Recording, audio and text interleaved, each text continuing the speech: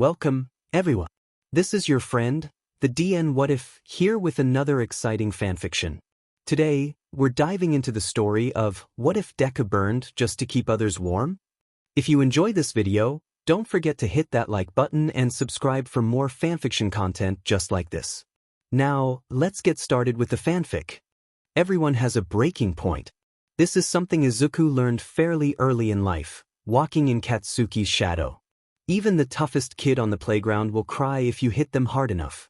Even before quirks came into the picture, Katsuki got a thrill out of tormenting other kids, like it made him bigger somehow, more important. He always pushed himself to hit harder, move faster, uncaring of the people he pushed aside in the process. But then their quirks came in, and Izuku learned that not all men are created equal. Katsuki had a powerful, flashy quirk.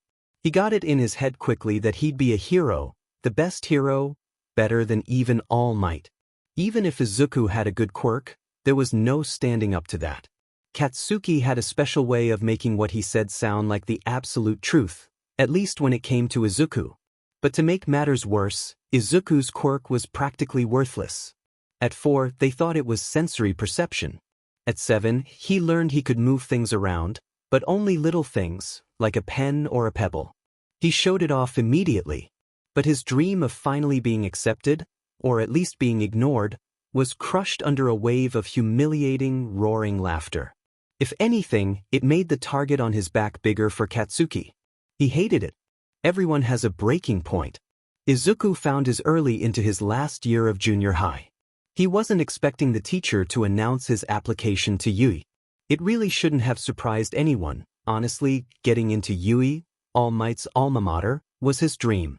Ignoring the once again humiliating laughter, of course Katsuki had to say something.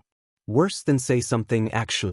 Katsuki launched Izuku back by blasting his desk, and the teacher didn't even bat an eye. The air around Izuku shimmered. Not visibly, but in that sixth sense way, his awareness sparking like static. The desk shuddered beneath his fingertips a split second before the blast hit. He hadn't seen it, but his senses registered the pressure change. Too fast. Too late. Listen up, that. You're even worse than the rest of these DMN rejects. Your quirk is so pitiful you may as well be quirkless. You really think they'd let someone like you in when they could have me? He snarled, fists clenched. You'd never be able to hang with the best of the best. You'd die in the exams. Izuku's perception spiked, unbidden. Every backpack on the floor pressed against his mind like static. He could feel the exact mass of Katsuki's shoes, the subtle wobble in the projector cart, the temperature drop from the blast still lingering in the air. It hurt. Katsuki scoffed. Defenseless Izuku. This school's already crappy. You really want to embarrass it more by failing so hard. The teacher didn't step in. The teacher never stepped in when it was Izuku. The class howled, laughed like it was the funniest thing they'd seen all year, like his pain was just part of the show, as Izuku picked himself up and excused himself to the bathroom, likely earning himself detention later, but he didn't care. Not when tears threatened to spill over his cheeks any second now. The hallway blurred in waves of pressure. He kept brushing against objects he wasn't touching, the trash can, a floor tile out of place, someone's dropped coin 6 feet away. It was all too much. Like a window being opened, and he could track everything with pinpoint clarity. Being a hero was his dream. He'd been practicing with his quirk. He could lift and move about 30 pounds now. But it wasn't enough, was it? Would it ever be enough? Would he ever be enough? His hands trembled. A paper towel roll beside the sink jerked in place, twitching toward him before settling again. Please, he begged. Just stop for a second. I can't think. Time dragged that day. By the time school was over, Izuku was exhausted. There really was only so much anyone could endure. Between the beatings, the stealing or destruction of his stuff, abusive words, and doing his best to dodge all of that while maintaining his good grades, he was dead on his feet. All he wanted to do was curl up in his bed and sleep. His brain was too full again. His head still ached from tracking desk legs, chair squeaks, backpack straps, and pattern of breath and movement in the hallway. Sometimes it felt like the day had stepped on his brain and just kept walking. But the notification on his phone reminded him that he hadn't written down his notes from the villain attack this morning. The teacher had already stepped out. He was more than ready to write everything down in his hero analysis for the future notebook, volume 13, when it was snatched off his desk. Katsuki held it, glaring down at him. Izuku's breath hitched. He didn't hear Katsuki's fuse sparking, but his skin bristled. He knew the angle of Katsuki's arm, the tremble of friction in his palm. It would only take a flicker. "I dunno what you think you're doing, Deku, but we're not done," he growled. "Whatcha got?" "His diary," one of Katsuki's lackeys mocked. Katsuki held it up so they could see it better. "Don't tell me you're taking notes on how to be a hero? That's so pathetic," the lackey laughed. "He's delusional," the other said. "Yeah, real funny, guys." "Just give it back," Izuku said, standing. He was reaching for it when Katsuki set it alight with explosions, then tossed it out the window. "No!" Izuku shouted, lunging forward. The notebook fluttered in the air like a dying bird before vanishing out the window, trailing smoke. Just as it dipped out of sight, it stopped. Floated. He caught it just in time and held it in the air. Bringing it back in would just anger Katsuki further. "Most first-string heroes show potential early on," Katsuki said. "People look at them and just know they're destined for greatness."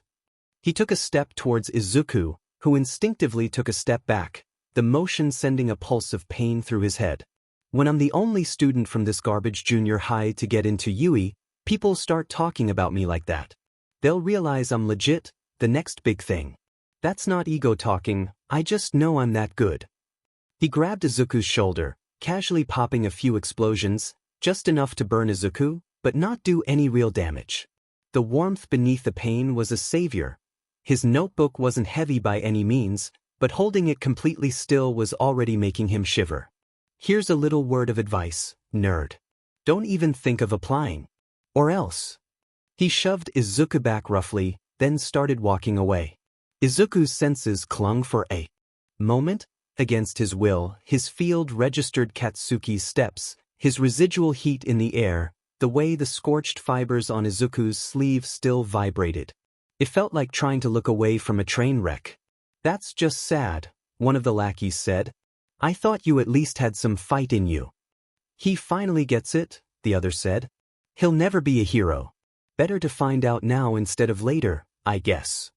"You know," Katsuki said slowly, "if you really want to be a hero that badly, there actually might be another way. Just pray that you're born with a real quirk in your next life, then take a swan dive off the roof," he laughed. Izuku was so cold. He shivered as the door clicked shut, and brought his notebook back towards him slowly. It was a mess of still smoking scorch marks when he plucked it out of the air, fingers nearly numb. He wanted his mom. But what could he say? "Kaken burned my dreams?" Again. Can't forget that part. Izuku fractured further. He took the long way home. He didn't want to risk passing Katsuki, not again, not with how he and his lackeys liked to lurk. He cradled his notebook to his chest, soaking in the sun as it chased the chill from his fingers. And as he walked, he made a decision. No matter what anyone else thought, he had to believe in himself. And he'd keep smiling, just like All Might. As he walked under an overpass, he felt something. A tug underneath him. The pulse. A movement. He ran. He didn't care if that made him a coward. He had been dealing with too much today, thank you very much. Behind him, the manhole burst open. He felt what came out, some sort of amorphous blob. And he felt, physically, as it wrapped around him, cold and slimy. His awareness exploded outward. He felt everything. The air pressure drop as it filled with slime, the reverb of his own heartbeat slamming in his ears, the way the concrete underfoot vibrated from the manhole's burst. The field overreacted, as if trying to find any weakness, any escape, anything sharp enough to cut his way free. "You'll make a perfect skin suit for me to hide in, kid," the slime laughed, covering, no, not covering, forcing itself into his mouth and nose, muffling his screams, choking him. "Don't worry, I'm just taking over your body. It'll be easier for both of us if you don't fight back." His lungs were already beginning to burn. "It'll only hurt for a minute. You'll feel better soon." He couldn't breathe, and he couldn't think. He needed to get out. Something inside him stilled. For a fraction of a second, he knew there were ways to end this. If he just focused, he could squeeze the slime from the inside. Not kill it, maybe, but hurt it. He could feel where its mass was thinner, where pressure could rupture its surface like an overfilled balloon. But he didn't want that. He clawed at the slime desperately. Grab all you want. My body's made of fluid. The slime laughed again. Thanks for the help. You're a real hero to me, kid. His vision was already starting to go spotty. I don't want to die. There was a light above them. He felt it. His body was going numb, but he reached, wild, instinctive, beyond control. Scrambling upward like a scream in the dark. He wasn't aiming. He wasn't thinking. He just needed the world to move. The air around him cracked like frostbite. His limbs seized, eyes fluttering as the warmth poured out of him like spilled tea. The weight that fell wasn't just the light, but also concrete, and all the heat and pressure and force he could call in that instant. It crashed down, hitting the villain. But also him. Everything went dark. He was in the sun when he woke up. Someone was patting his cheek repeatedly. He was still shivering. The world felt soft. Like he'd been underwater too long and only just broken the surface. The space around him was quiet, dull, like the field was curling in on itself to recover. Hey, wake up. Hey. He blinked blearily. His head throbbed. He was so cold. Thought we lost you there. He turned his head slightly and froze. All Might. He scrambled to his feet with a shriek as fast as his shaking limbs would allow. His ribs protested, his skin stung, but All Might. The movement sent a faint ripple through his awareness, like his field was trying to flicker on again, then thought better of it. He was too raw. All Might straightened. Well, looks like you're moving around all right. Sorry to leave you on your own against that villain. Turns out this city's sewer system is pretty difficult to navigate. He laughed. He laughed. Izuku was dead, he was certain. There was no way that he just heard All Might give his trademarked laugh in person. He was dead and in heaven. Anyway, you were a big help. All Might continued. Why, by the time I showed up, the villain had already been defeated. That's an impressive quirk you've got there, young man. He presented 2 soda bottles holding a bunch of slime. Thanks to your help, I have captured the evildoer. Izuku was dead, or he was hallucinating. The most amazing hero in the entire world, All Might. The real thing in the flesh. Standing right in front of him. He looks so much cooler in person. Thankfully, his mouth was coming back online. Holy crap. I gotta get an autograph, he said quickly. He started patting his pockets desperately. I've got a pen around here somewhere. All Might, presented him with his hero analysis, for the future notebook, opened to a page that he had already signed. Izuku was dead, or hallucinating, or he had ascended. He may have screamed with joy. He bowed repeatedly. Thank you so much. This will be an heirloom. A family treasure passed down for generations to come. All Might gave him a thumbs up. Welp, I've got to get this guy to the police so they can take care of him. Stay out of trouble, see you round. And he jumped into the air. Izuku watched with wide eyes as he flew away. Then promptly fell to the ground in a heap. This day was way too much for his brain to handle. He decided he was going to take a nap on the concrete. He did eventually make it home. His mom was at work, thankfully, and so he was able to slip into a painful shower without worrying about her fussing. But the adrenaline high had worn off. Meeting All Might had worn off. And everything came crashing down. He made it to his bed in a haze. He didn't even remember falling asleep, only that the next morning his body felt made of stone. It was like everything was stuck on repeat in his head. Katsuki's words, followed immediately by nearly dying. Just pray that you're born with it. Real quirk in your next life, then take a swan dive off the roof. But All Might called my quirk impressive. He protested internally.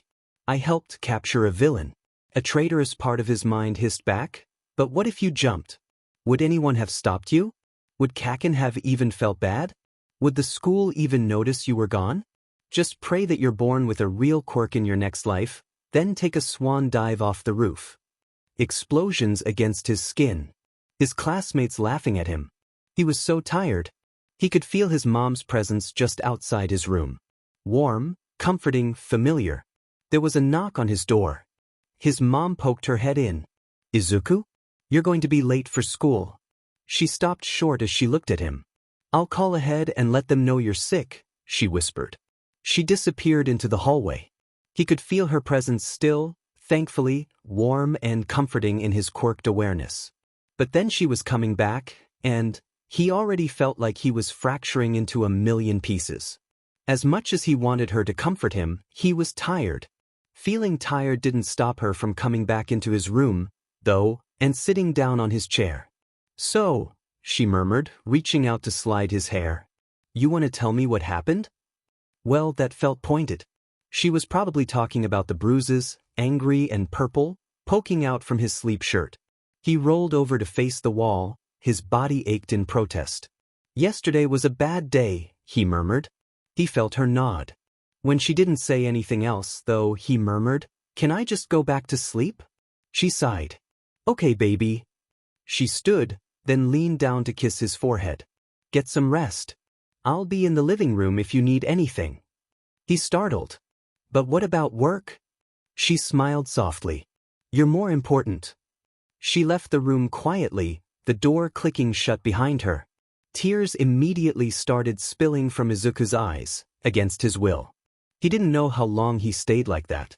Eventually, the awareness of her, soft, warm, quietly bustling around the house, got too loud to ignore.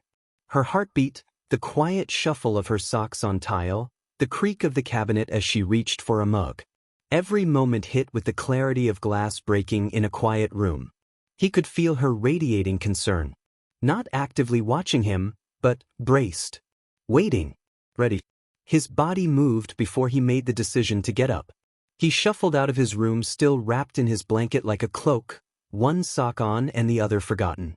His hair was a disaster. His face probably looked worse. Inko turned as he entered the kitchen. "Oh, sweetie." She didn't finish. Just opened her arms, and he folded into her like the world had ended. His mind immediately stilled. The awareness didn't turn off, but it settled. Because where in the world could be safer than one of her hugs? He didn't sob. Not yet. But his voice came out small and cracked. "I don't want to go back there." Her arms tightened. "Okay.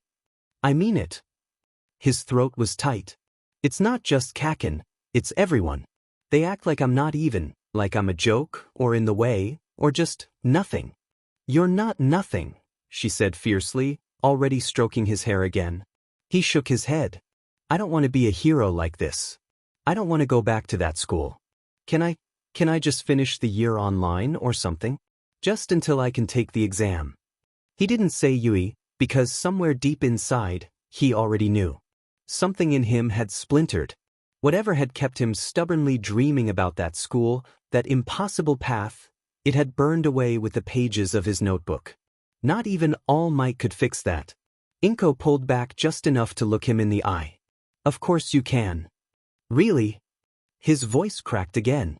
"Baby," she said, brushing his cheek, "if you told me even half of what was going on, I would have pulled you out a long time ago. It's done. I'll call them today. You're not going back." Something in his chest finally cracked. He burst into tears, full body and helpless.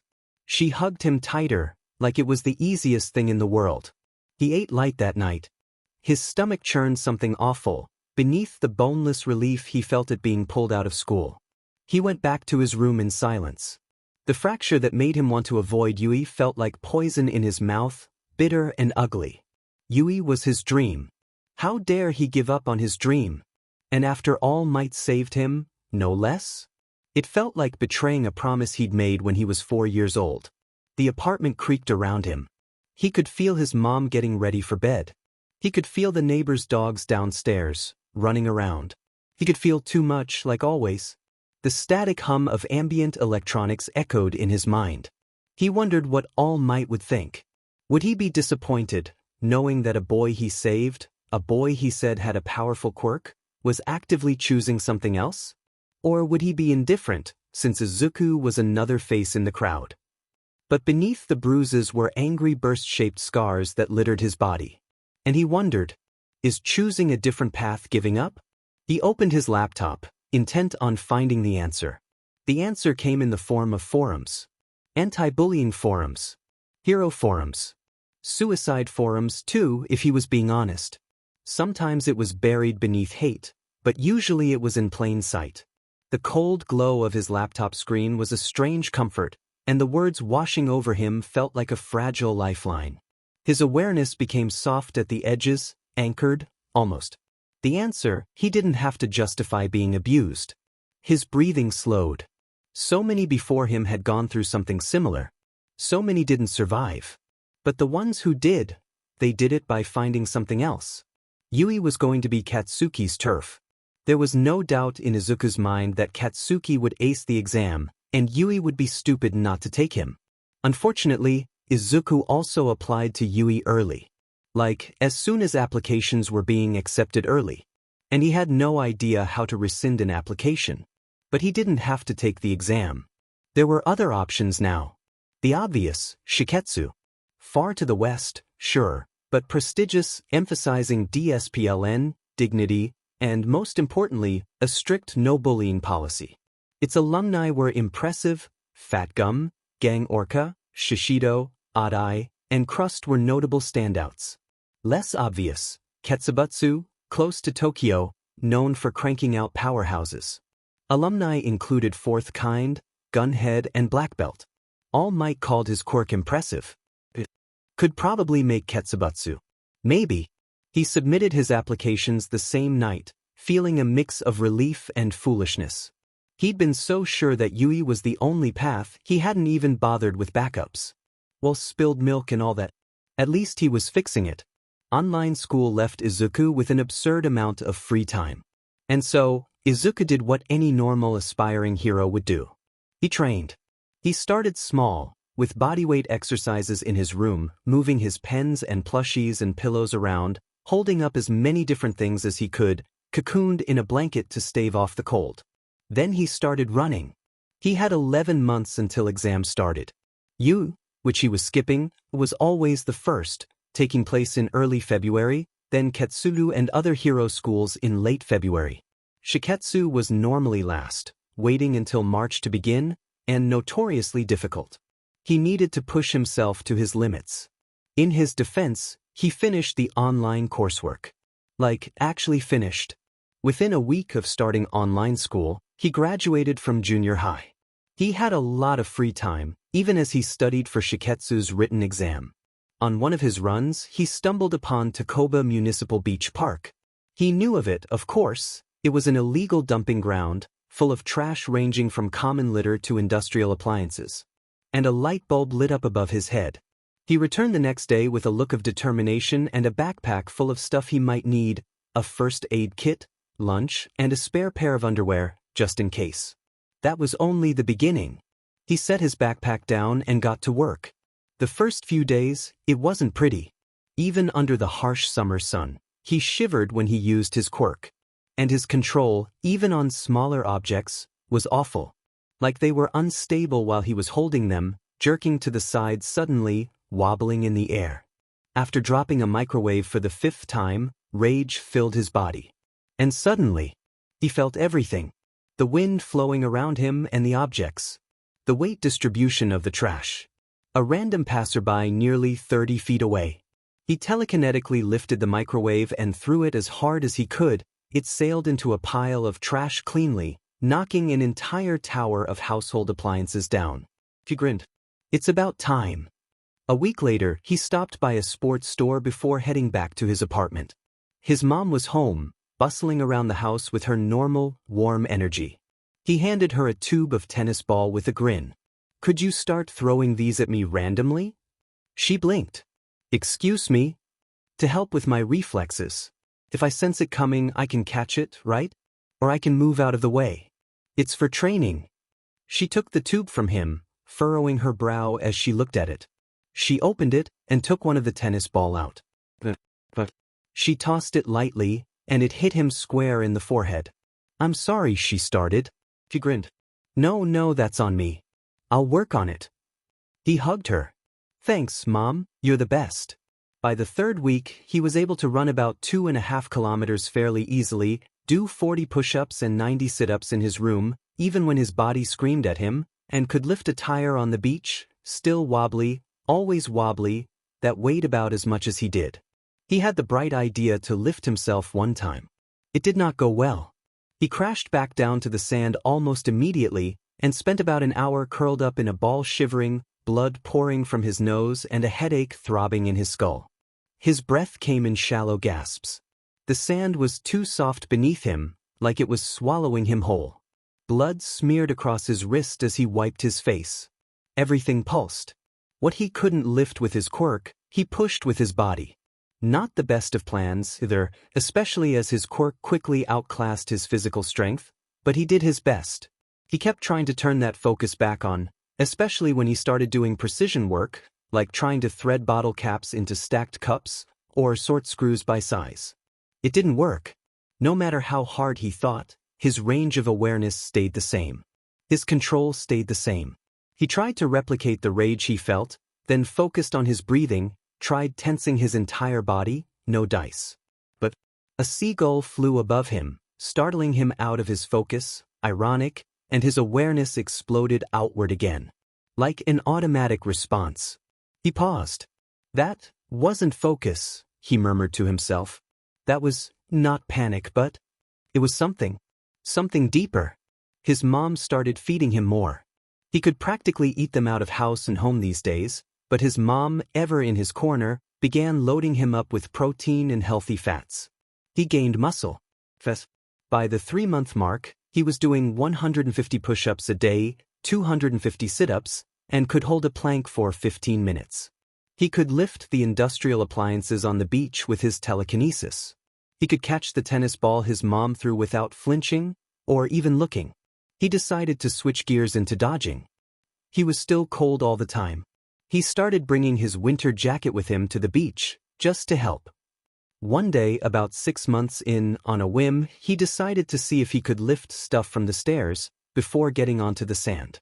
He nearly tossed a tire into orbit.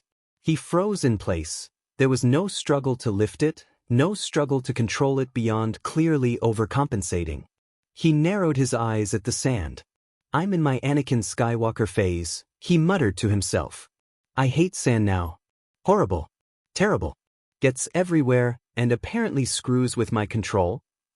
But why sand? It didn't make any sense." He resolved to figuring that out later. On solid ground, he tried to force his focus again. He closed his eyes. Nothing. He bit his lip and held his breath. Nada.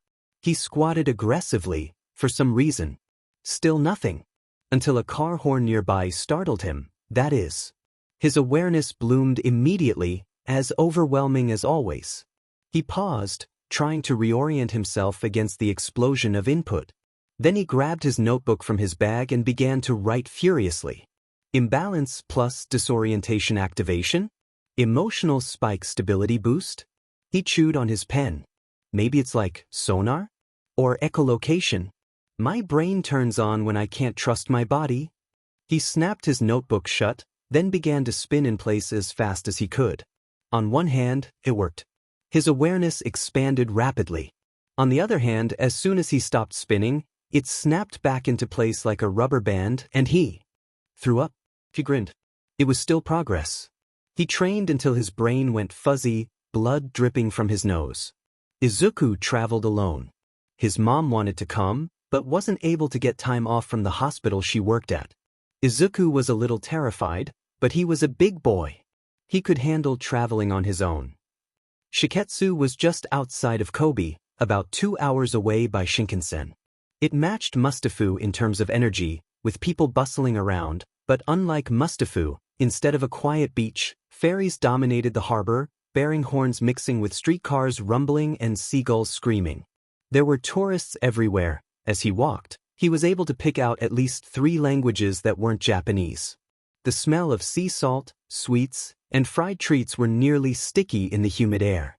Izuku adored it. He could feel the age of the city in his bones, but it wasn't suffocating.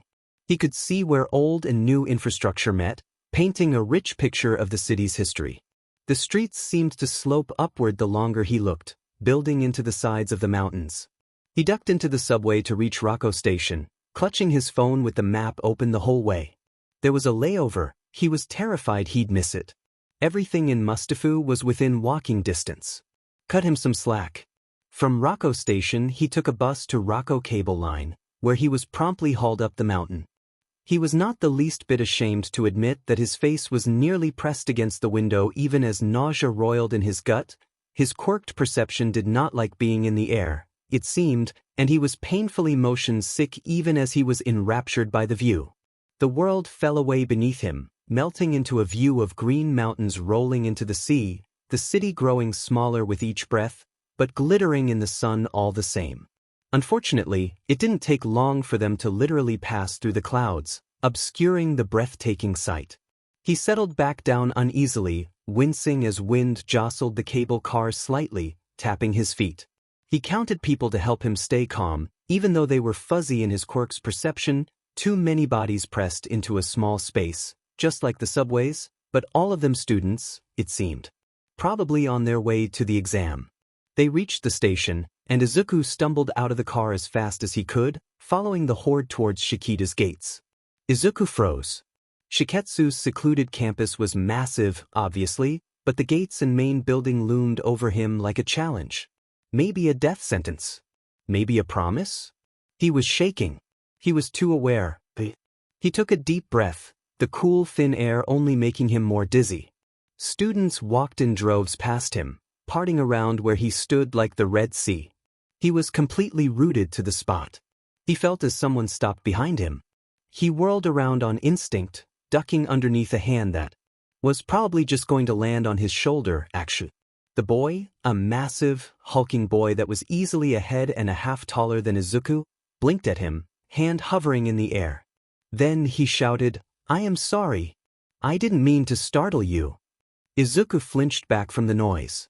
It's okay," he stammered. "I'm sorry, was I in your way?" "Not at all," the boy boomed.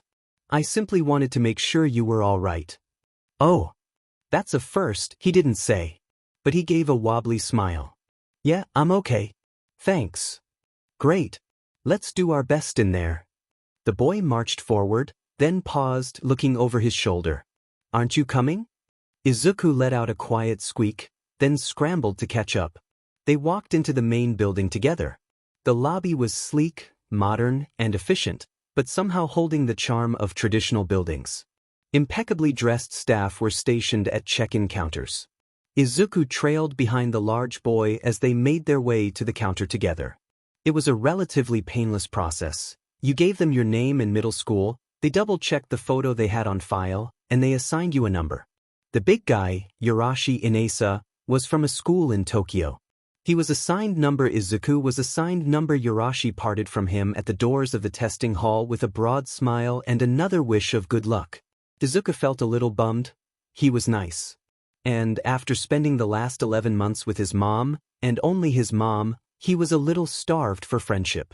Or interaction, PRD.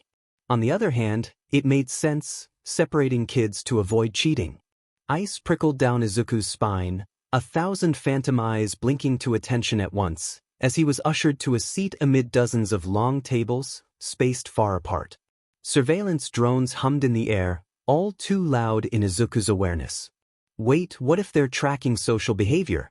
Did I say too much earlier? Not enough? Did I act weird? Did I fail already? His spiral was cut off by proctors passing out the exams and explaining the rules.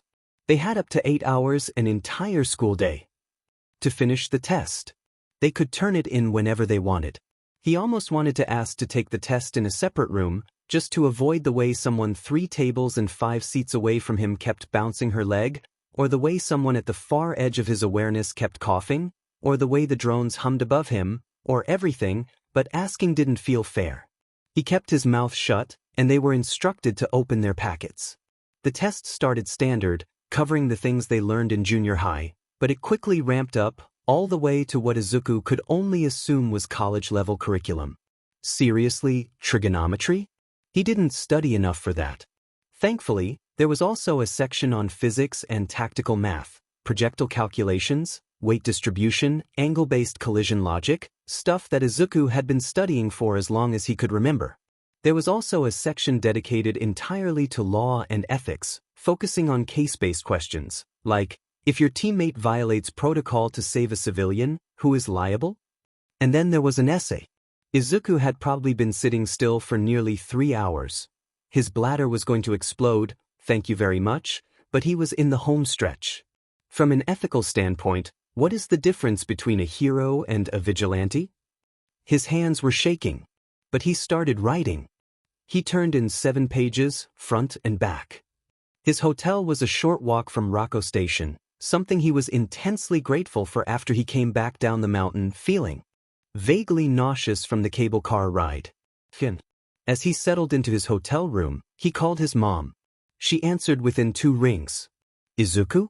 Hi, baby. Hey, Mom. He laughed, reaching up to pull at his hair nervously. How'd it go? How's the hotel? Is anyone giving you a hard time? He shook his head, realizing late that she couldn't see him. No one's giving me a hard time.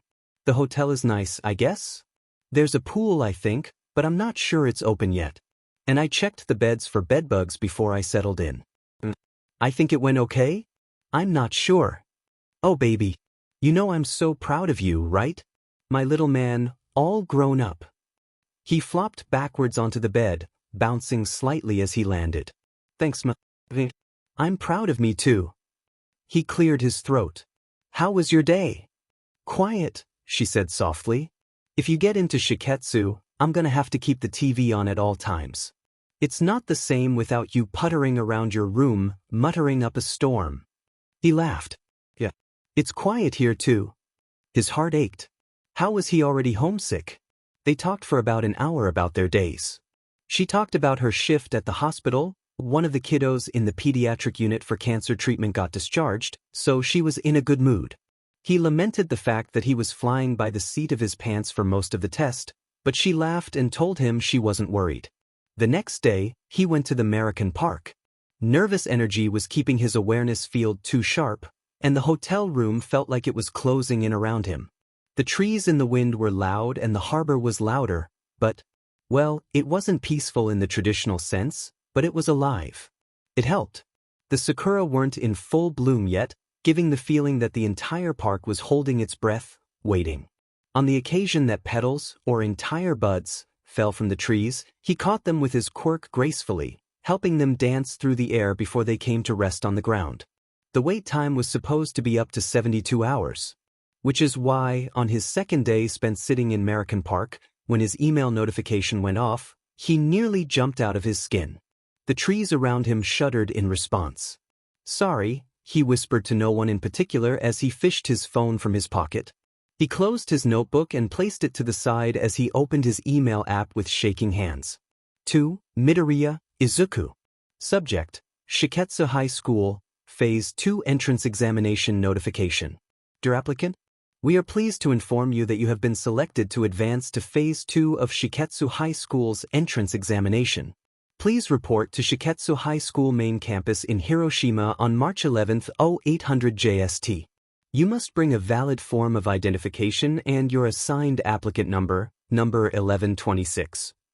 Failure to appear at the designated time and location will result in forfeiture of your candidacy. We appreciate your continued interest in Shiketsu High School and commend your performance thus far. Sincerely, Shiketsu High School Admissions Committee. Admissions at shiketsu.ac.jp. He dropped his phone. I made it to the next round, he breathed.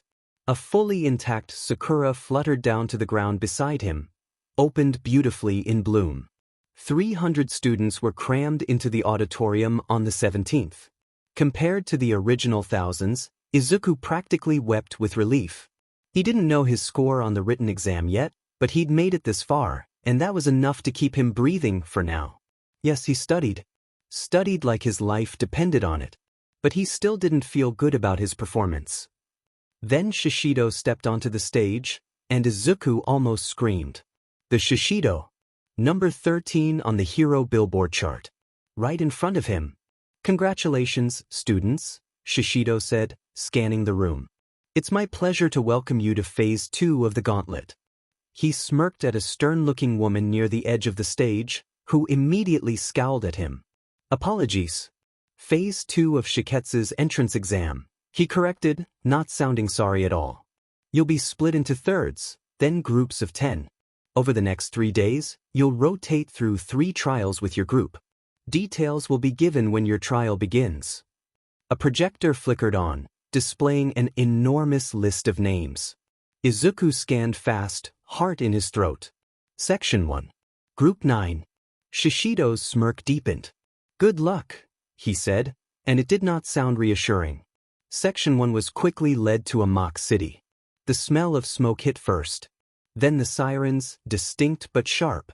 Izuku's awareness stretched instinctively, reacting to his growing anxiety. Through walls and down alleys, past glass and concrete, he felt them. Motion, breathing bodies, moving targets.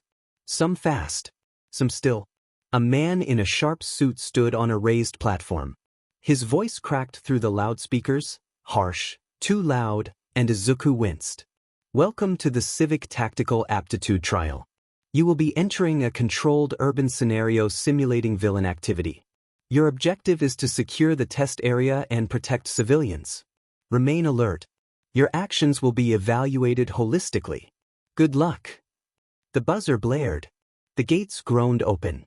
Everyone surged forward, except Izuku. His knees locked. His mind spun. Too much noise. Too much detail. Too much everything. He assigid in a breath. Focus. Just one thing. One breath. One step. He bolted. He darted down a side street and nearly ran straight into a brawl. 2 examinees were already locked in combat with a masked woman, agile, no visible quirk. Her hands were a blur, her movements professional. One of the students filled the air with choking smoke. Izuku flinched.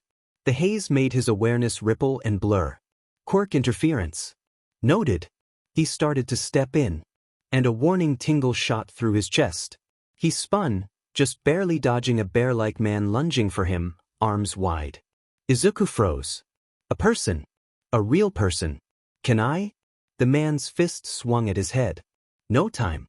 Izuku ducked, slid under the punch, and shoved back with both hands, pushing with instinct instead of thought.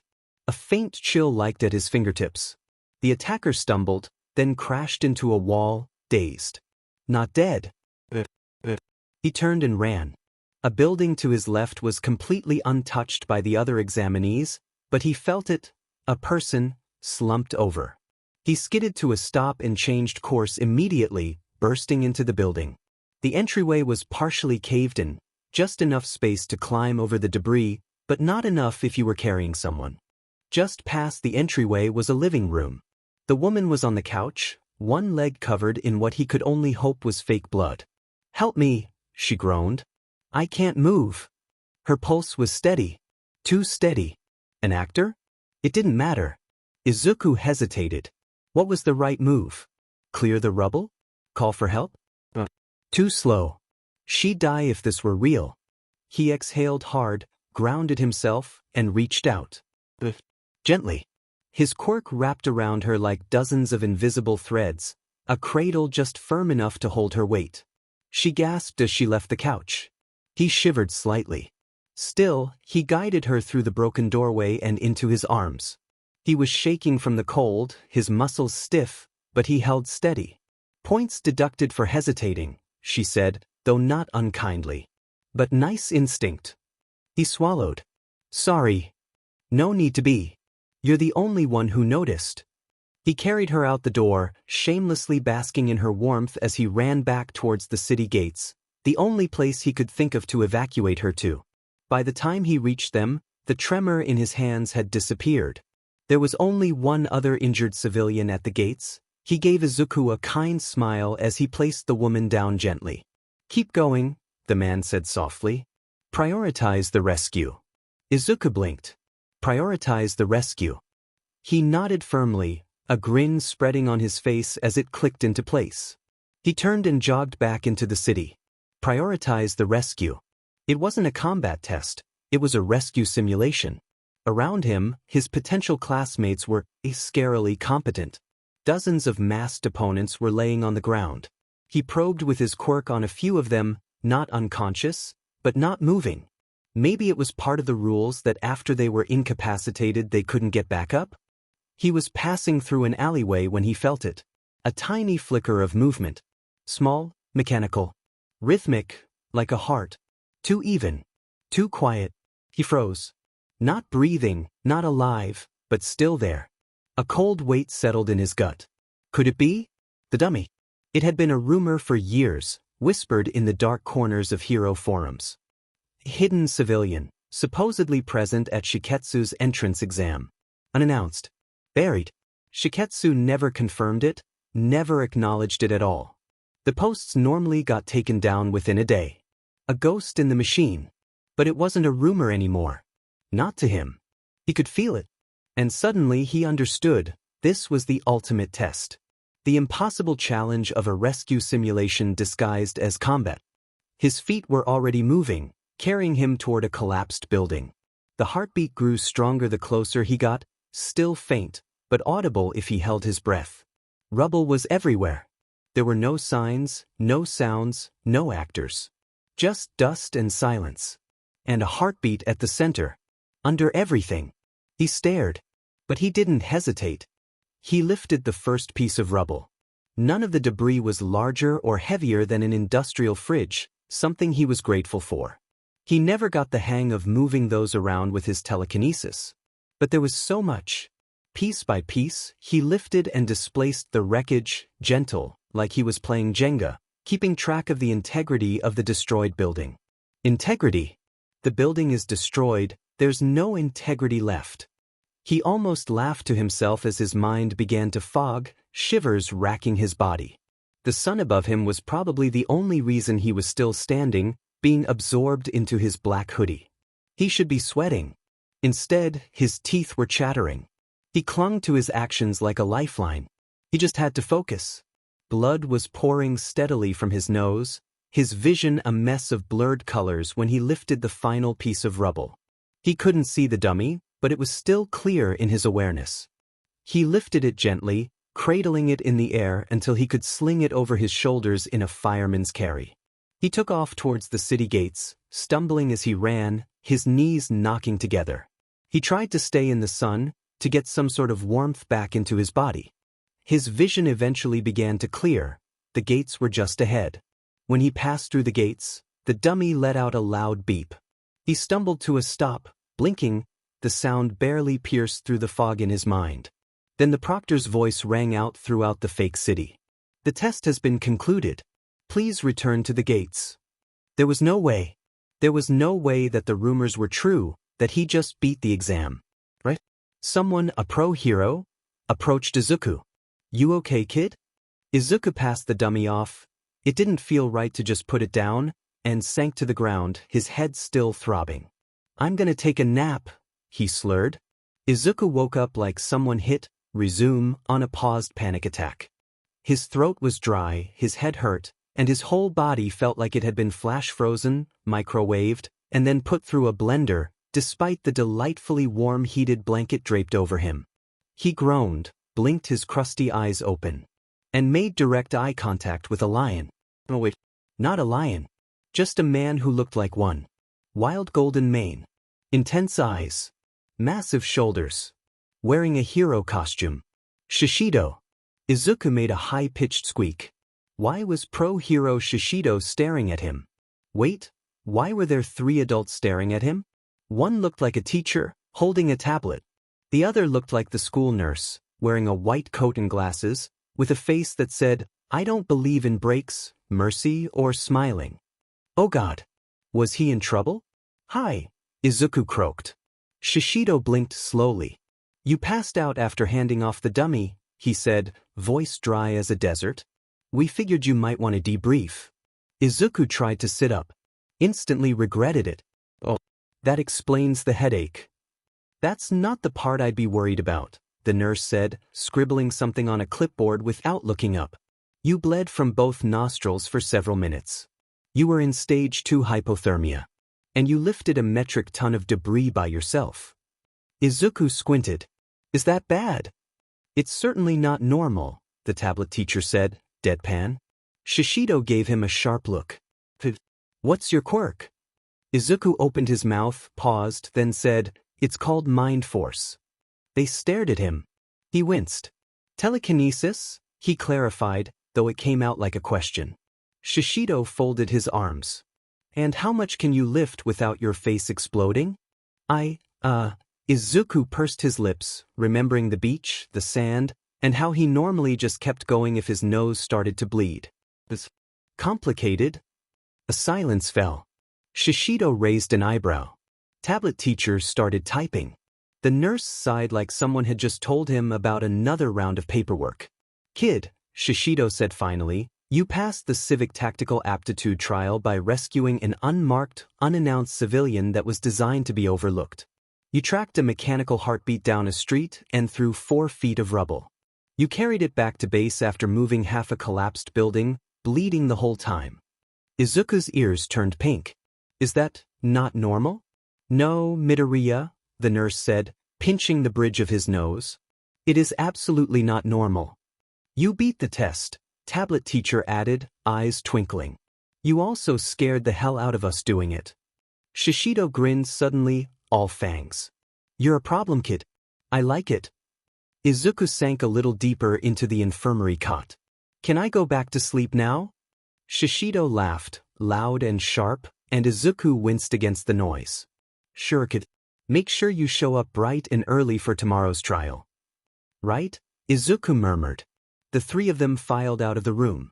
Sitting by the door was the dummy, wearing a medal. Izuku narrowed his eyes at it. This is your fault, he muttered. I'm never going to live this down. They're going to call me dummy boy until I graduate if I get in. The next day started largely the same, too many bodies crammed into the auditorium, pressing against his awareness until he felt like a rope pulled taut. But there were less people. If Izuku had to guess, maybe 20 of the original 300 were missing. He wondered why. After another introductory speech from Shishido, they were split back into their groups. Section 1, split into their 10 groups, were led to different classrooms. Hey, we were supposed to have 90 minutes for the CT, right? One of his group mates whispered. Any idea why they cut it short? No idea, another person whispered. Maybe there was a secret objective? Shiketsu totally would. That's so unfair though. I hope they keep in mind that we didn't have time to keep going when they score us. They entered the classroom. Each desk was configured into a workstation with a computer, a headset, and a binder. Please find a seat, the proctor said.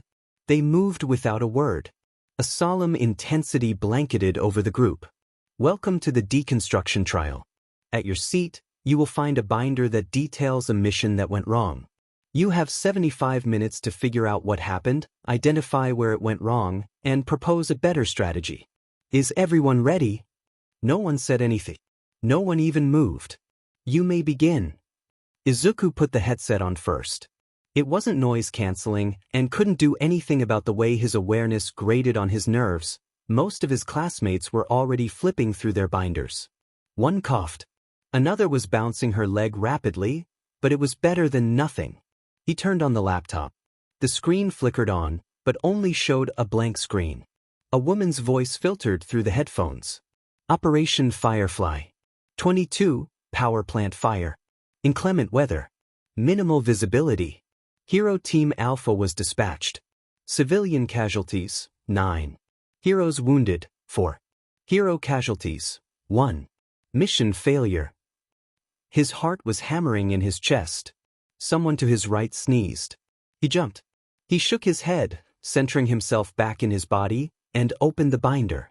The first several pages were pictures of grainy security footage, the fire blurring most of the shot.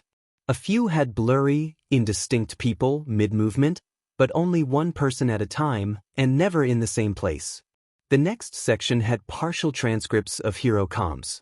Can't see anything. I lost track of Alpha 2. Then medical logs and injury reports, including autopsies. He winced at the pictures and flipped through faster. Tactical maps of the building. He took a moment to study them, but they didn't have much information. And there was nothing on the maps indicating where the fire started or how it spread. Nothing even saying how the fire started. He racked his brain. Power plants were well regulated, weren't they? So an electrical fire, like faulty wiring or something, would be unlikely. He bit his lip. Maybe a natural disaster? If only he knew when this happened. No focus. He wasn't trying to figure out how the fire started, he was trying to figure out what went wrong. The next section was a goldmine. The weather reports. No dates, but weather for the entire week. Heavy rain with lightning. Maybe a lightning strike? He didn't know enough about power plants for this. He continued flipping through. Another map, this time hand-drawn with barely legible annotations. He took note of the entry point, a few drawn arrows, then a few blue sticker dots, several black sticker dots, all but one on a blue sticker, and tons of red sticker dots. He blinked. He looked back at the computer. It had a replay icon. He clicked it. Operation Firefly. 22, power plant fire. Inclement weather. Minimal visibility. Hero Team Alpha was dispatched. Civilian casualties, 9. Heroes wounded, 4. Hero casualties, 1. Mission failure. At least 20 red stickers. 10 black stickers. He guessed, red for injuries, black for casualties. Blue for civilians? He turned the page. A hero roster, no names, only quirks. Alpha 1, temperature regulation, personal. Alpha 2, super strength. Alpha 3, can create light. Alpha 4, wind manipulation. Alpha 5, limited telepathy. He grabbed a blank piece of paper and clicked the arrow on the screen. Team Alpha deployed. 5 members. No on-site support. No pre-established coordination leader. The audio cut off. Izuku froze. No coordination leader? He wrote that down, then clicked the arrow. At 22:43, Alpha 2 identified auditory cues indicating a civilian presence in Sector E. Team structure was altered. Details of change unrecorded. Sector E. He flipped through the binder. Sector E wasn't far from their entry point, but if they were doing a sweep and the team structure was altered, someone broke away. Sector E had a black sticker on top of a blue sticker. At 22:44, multiple members reported difficulty maintaining line of sight. Internal communication became sporadic. Alpha 5 reported diminished reception of neural transmissions. Izuku blinked. He clicked the arrow. He could go back later. At 22:45, Alpha 4 deployed quirk for visibility assistance. Consequences of deployment unanticipated. At 22:46, fire expansion noted in multiple sectors. Unconfirmed origin. Building integrity compromised. At 22:47, team cohesion lost. Attempts to re-establish formation unsuccessful.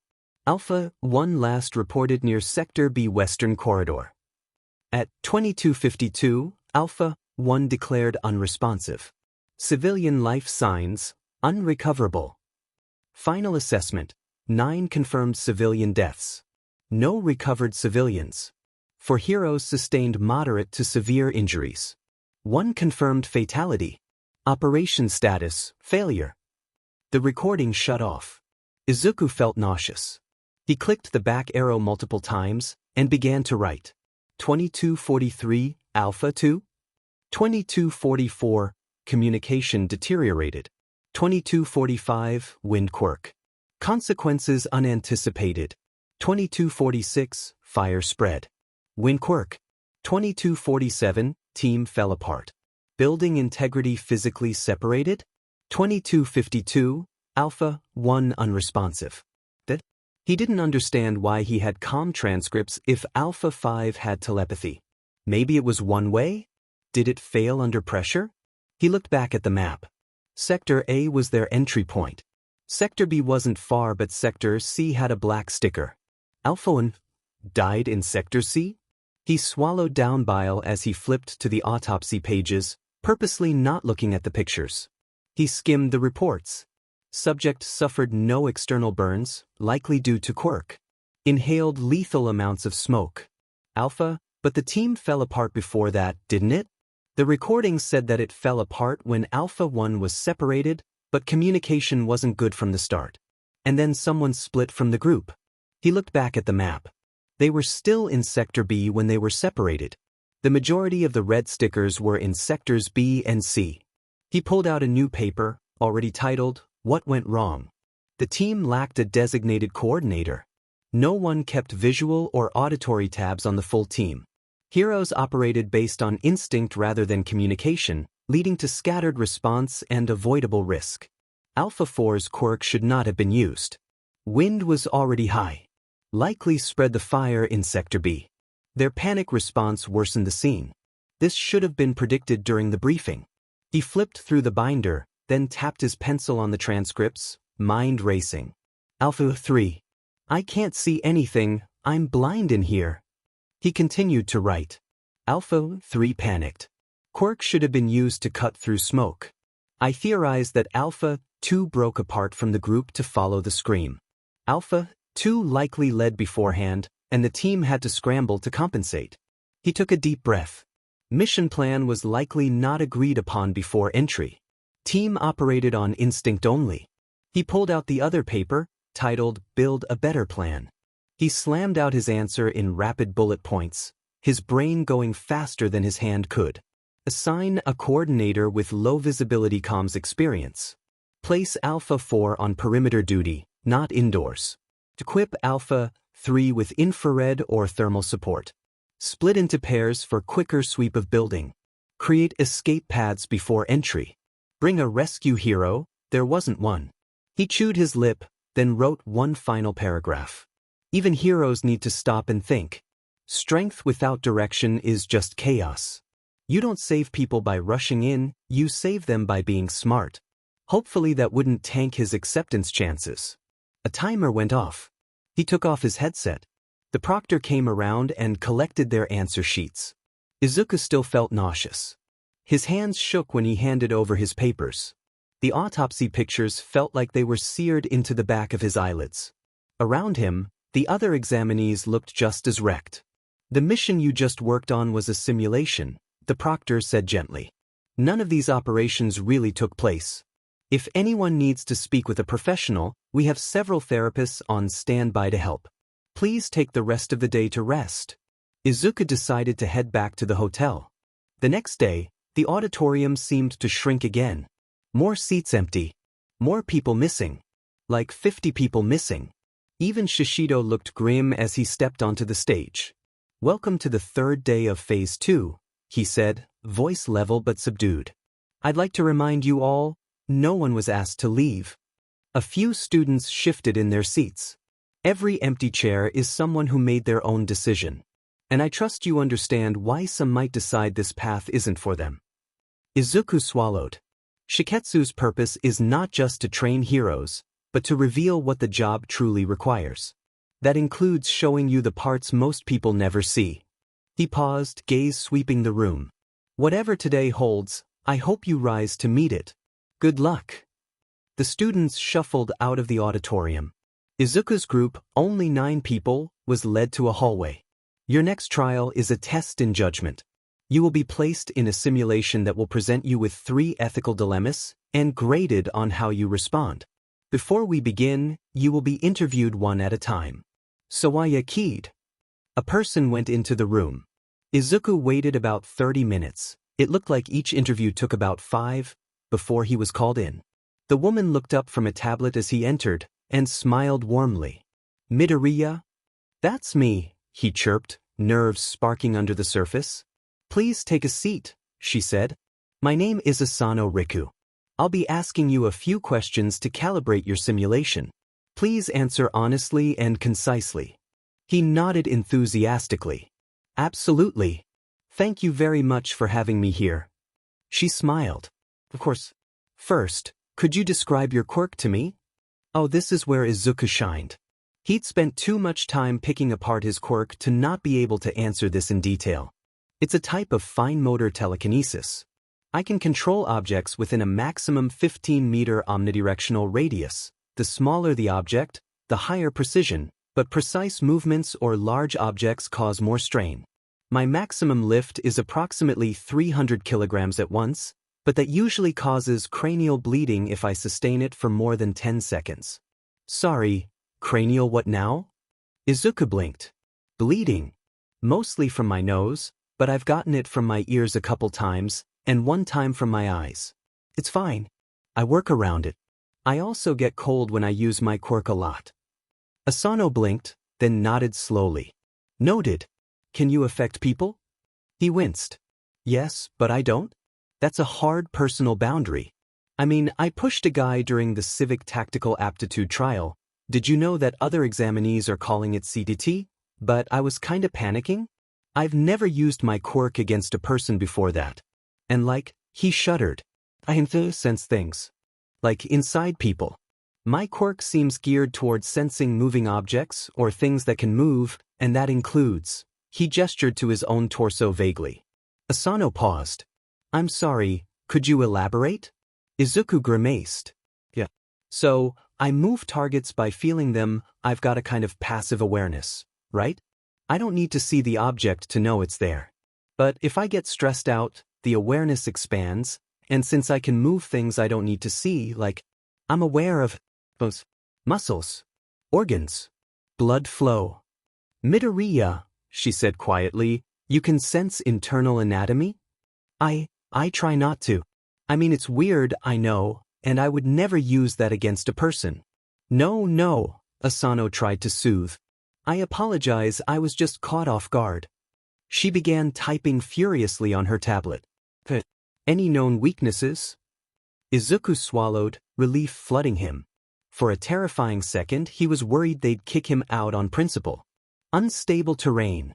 If the ground is too soft or crumbling beneath me, my range drops. If I overextend myself, I could faint. Oh, and loud environments make it hard to concentrate.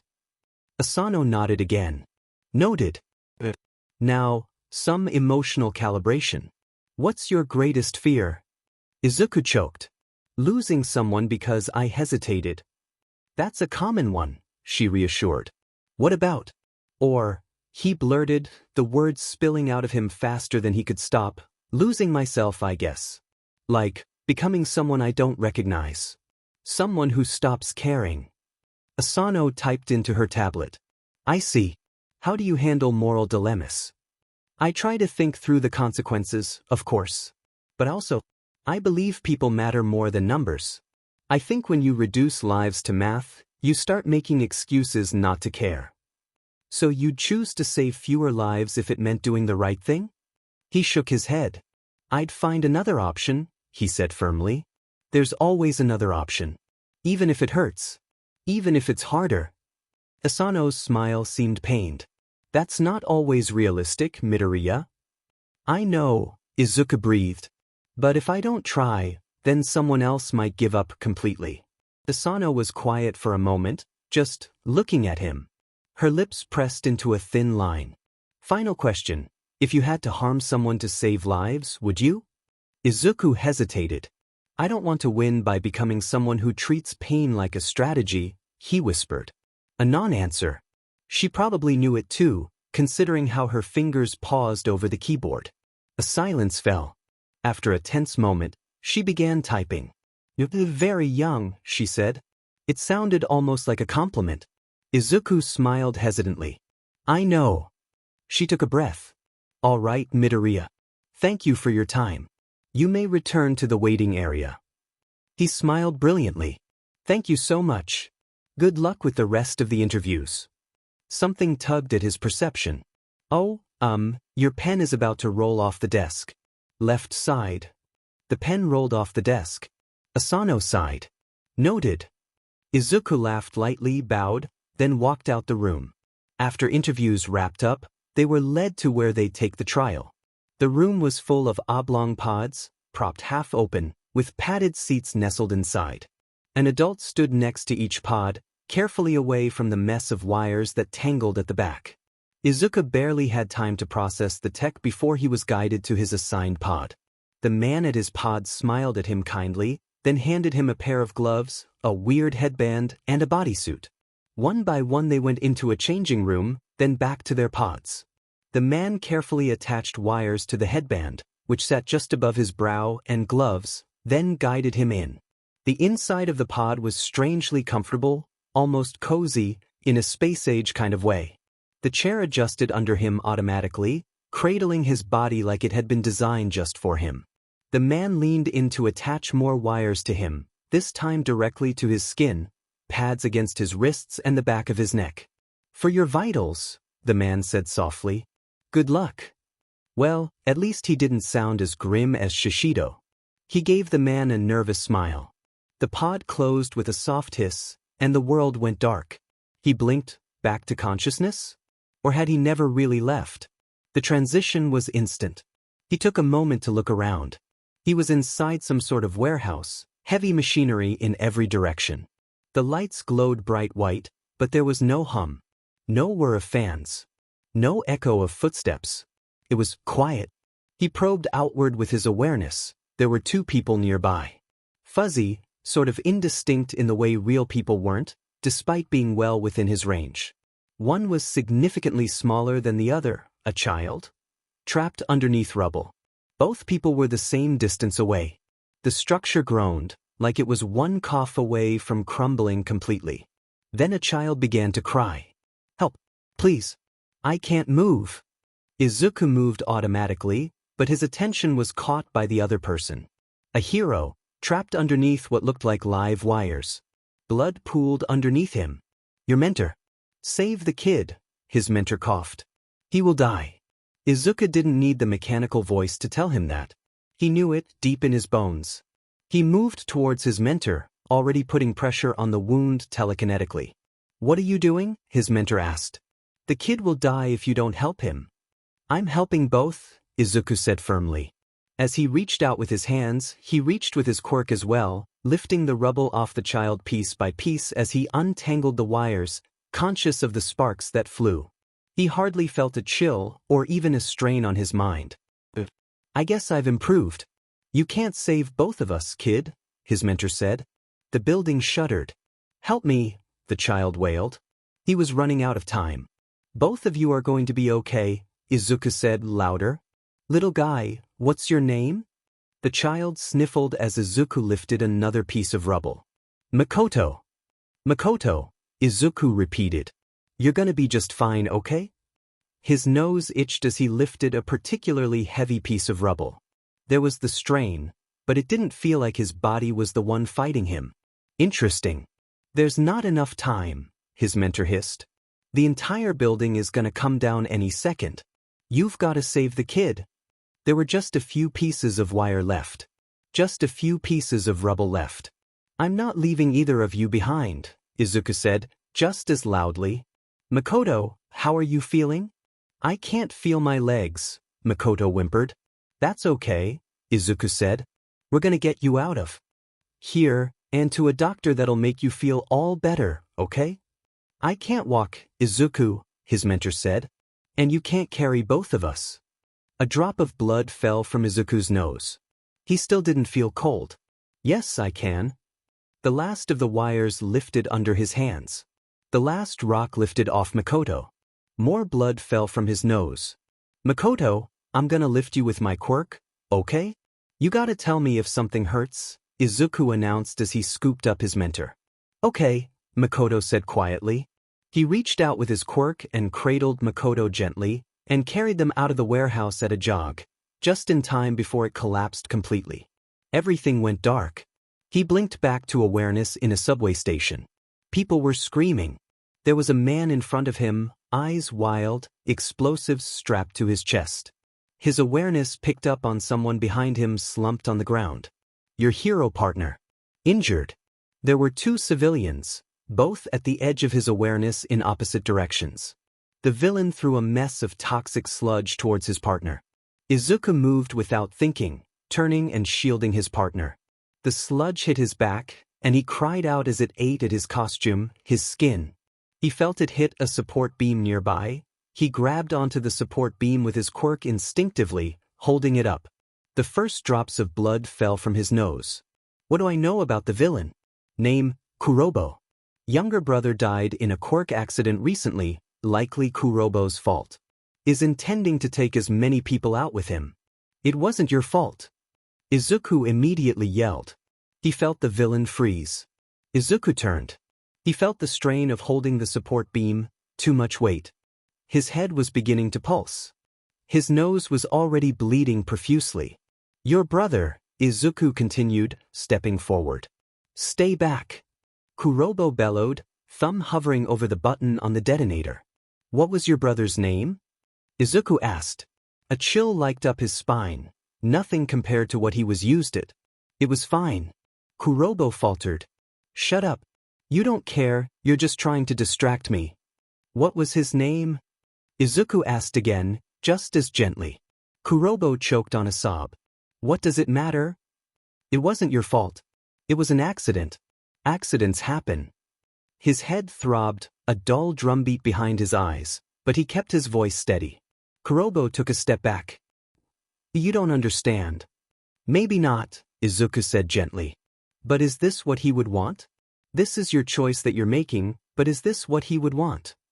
The lights overhead blurred slightly. A loud sob tore itself from Kurobo's throat. Warning. Internal body temperature dropping. Deject? As he shook his head. No, he gasped. His grip on the detonator loosened. Izuku plucked it from his grasp. Kurobo roared in anger. He took a step forward, arms lifted to launch another attack. Honor his memory, Izuku said, ignoring the throbbing in his head. Blood poured from his nose steadily, and his ears were starting to feel itchy.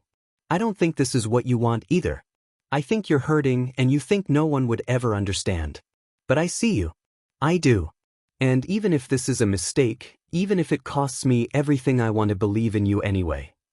Kurobo snarled, a hand twitching upward. Izuku didn't flinch. Warning. Internal body temperature low. Ejection recommended. I believe in you, he repeated, quiet as a prayer. The fight left Kurobo all at once. He slumped down. I surrender, he whispered. Everything went dark. He blinked awake again in a hospital. The floor was slick with blood. Sirens shrieked in the distance, echoing down dark halls. The lights flickered overhead, casting everything in harsh white-blue. The sounds were loud, but not overwhelming like they'd normally be. His awareness flicked out instinctively. 2 pulses. One to the left, small, panicked, shallow breathing. A child. One to the right. Familiar. He turned his head slowly, and the breath in his lungs caught. Mom, he whispered. She was lying in a hospital bed, tubes in her arms, pale and unconscious. The monitor beside her read, critical. The battery backup on her life support was flashing red. Another person, a doctor, was crouched nearby, holding a second oxygen tank and battery pack. 1 backup unit left, the doctor said calmly. 1 life to save. Izuku's hands shook. Child or mother? Stranger or blood? The child coughed. Please. He shut his eyes. He knew what his mom would want. Give it to the child, he whispered. He turned and climbed into his mom's bed without hesitation, curling around her as tears escaped his eyes. I'm sorry, he whispered. I can't use my quirk for this. I can't save you both. I love you, I love you, I love you. Her breath stuttered, just once, like her body wanted to live. A long beep echoed above him. He let out a choked sob. I love you. Everything went dark. Bright light blinded him as he opened his eyes, the pod opening around him with another hiss of pressure. His cheeks were wet, his face sticky from blood, his muscles stiff. He was cold, but he wasn't shivering. He wanted his mom. It flooded into him immediately that it wasn't real, it was just a simulation, but it didn't matter. His heart hammered in his chest as the man from earlier unhooked the wires from him, then offered him a blanket. He pushed the blanket away, staggering to his feet. He nearly fell as he made his way to his jacket, then sent a pleading look to the proctor. I need to call my mom, he choked. A brief flicker of sorrow crossed her face before she nodded, then gestured toward the changing room. He gathered his things and walked as quickly as he could. The other examinees were beginning to come out of their simulations as he shut the door behind him, hands fumbling as he clicked on her icon to call her. It rang twice before she picked up. Izuku? I'm at work. Are you? Her voice was warm, familiar, and alive. Mom. He choked on a sob, sliding down a wall until he sat on the ground, knees pressed to his chest. I'm sorry, I love you. Izuku baby, what's wrong? He swallowed. The one of the exams. It put us through a simulation. I think it was supposed to give us impossible choices, and the last one, it wasn't real. I know it wasn't real, but I had to choose between a child and he cut himself off with a gasp. Silence. And me, she guessed. He didn't dare respond. Oh, Izuku, sweetheart. I love you. It's okay. But I chose the child? I hope so, she laughed softly, then sniffled. It's okay, sweetheart. I forgive you even. Though there's nothing to forgive. He let out a sob. I love you. I love you too, brave boy. But we're talking about this later, you hear me? Yeah. Sorry for calling you at work. She clicked her tongue. Don't be sorry about that, you needed me. I'm always here for you, Izuku. Are you going to be okay? He took a shuddering breath. Yeah, he whispered. Call me when you get off work? Of course, sweetheart. I love you. I love you too, he whispered. The call ended with a soft click. He stood and peeled himself out of the bodysuit with shaking hands. When he shuffled out of the changing room, and oh, the other students looked wrecked too. I couldn't do it, one of them whispered. He accepted the blanket from the man with an apologetic smile. He wrapped it around himself tightly, burying his face in it. He wanted to forget. There are therapists on standby. If anyone needs someone to talk to, the proctor said gently, same as the day before. Otherwise, you're free to go. The admissions team will email you with results. If anyone wants their names to be pulled from the list, please speak with me. Applicant Midoriya Izuku. 15 years old. No prior hero training, Asano said. Everyone in the boardroom let out a collective breath. His internal body temperature dropped to 31 degrees Celsius during the second simulation. Why didn't we pull him out? Why didn't the simulation replicate his hypothermia properly? Akiyama demanded. I tried to pull him out, Mori said quietly. His hands were clenched in front of him. He ignored the ejection recommendation, and then the third sim didn't make him use his quirk. So you kept him in because his temperature stopped dropping? Akiyama asked, eyes blazing. Mori winced. The hypothermia not being properly represented was likely my fault, Asano started. Kasuria cut her off. No, it wasn't. We all listened the interview. He said he felt cold when he used his quirk, not that he literally experienced hypothermia. He pushed his glasses up, a frown twisting his face. If it's anyone's fault, it's mine. I didn't get his paperwork through fast enough after the CDT. You were fairly busy, Kasuria-san, Komatsu said sympathetically. As for the Midoriya boy, he likely pushed himself too far because he wasn't getting the proper signals to his body. Akiyama pinched the bridge of her nose. I don't think so, she sighed. He did the exact same thing during the CTT. He's willing to light himself on fire to keep other people warm. Not to mention, during the second simulation, he didn't use his quirk offensively at all. If he noticed that he could do more than normal, why didn't he attack the villain? Sito asked. The room fell quiet. I think we all know why, Asano said quietly. She shuddered. Feeling internal organs, that sounds horrifying.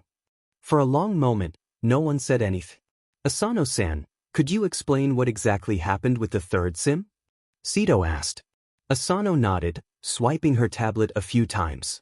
Alethea noted an anomaly in the first two sims. It deduced that if Midoriya could use his quirk, he would, and he'd solve impossible problems. Ignoring the damage to his own body, Kasuria grumbled. And so it gave him a problem that his quirk would not be able to solve. To see how he responded, Asano finished. Mori shook his head. You should have seen him after he woke up. He pushed the blanket away and asked to call his mom. He said, grief laced in every word. Asked to call his mom? Komatsu repeated, incredulous. He chose the child, then laid with his mom as she died. F-I-N-G hell. Akiyama let out a slow breath. Great. So, he got the highest score in the CTT by completing a secret objective, hurting himself in the process. He scored incredibly high in the deconstruction trial, showing excellent reasoning and deduction skills. Then he solved 2 unsolvable problems during the simulation, watched his mom die, and didn't ask to be pulled from the candidate pool. Don't forget the hypothermia, Kusuria said flatly. I can't forget about the hypothermia, Kusuria, Akiyama snapped. She rubbed her eyes tiredly. How? What is this kid made of? Shishido shifted, then broke his silence. This is what the gauntlet looks for, though, he rumbled softly. He passed with flying colors. He got the top score for all 3 trials. He was in the top 10 for the written exam, wasn't he? He's a golden egg. Extend the offer for Phase 3. For a long moment, no one moved. Then, quietly, Principal Hakuzen spoke. It's our job to prepare future heroes for all aspects of heroics. If we were to go against our own admittance model, could we trust any other school to teach him? To teach him how to say no, how to fail? He's already weaponizing his kindness. Without proper guidance, he will get himself killed. Without proper schooling, he'll likely become a vigilante. And I shudder to think of the hero who is tasked with taking him down. The room collectively shuddered as well. After a long moment, Akiyama replied, I'll send him the email.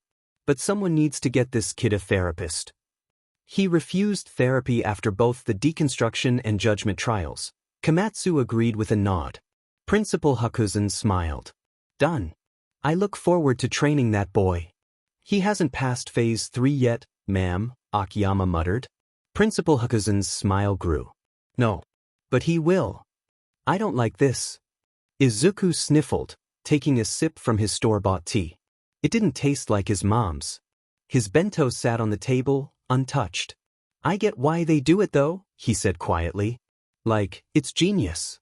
The exam tests strength, judgment, empathy, actual hero behavior, not just raw power.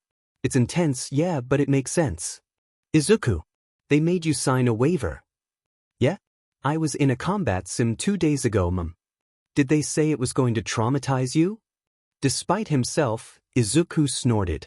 Not in those exact words, but like, they definitely implied it. I mean, emotional distress consistent with real-world trauma wasn't even fine print, ma. It was at the top in bold. Inko let out a slightly hysterical sound. Oh great. That's normal. I'm calling someone. I don't know who yet, but someone's getting called. Izuku laughed weakly. Please don't make Shiketsu afraid of you. They should be afraid of me. Her tone had taken a more teasing lilt, but she sighed.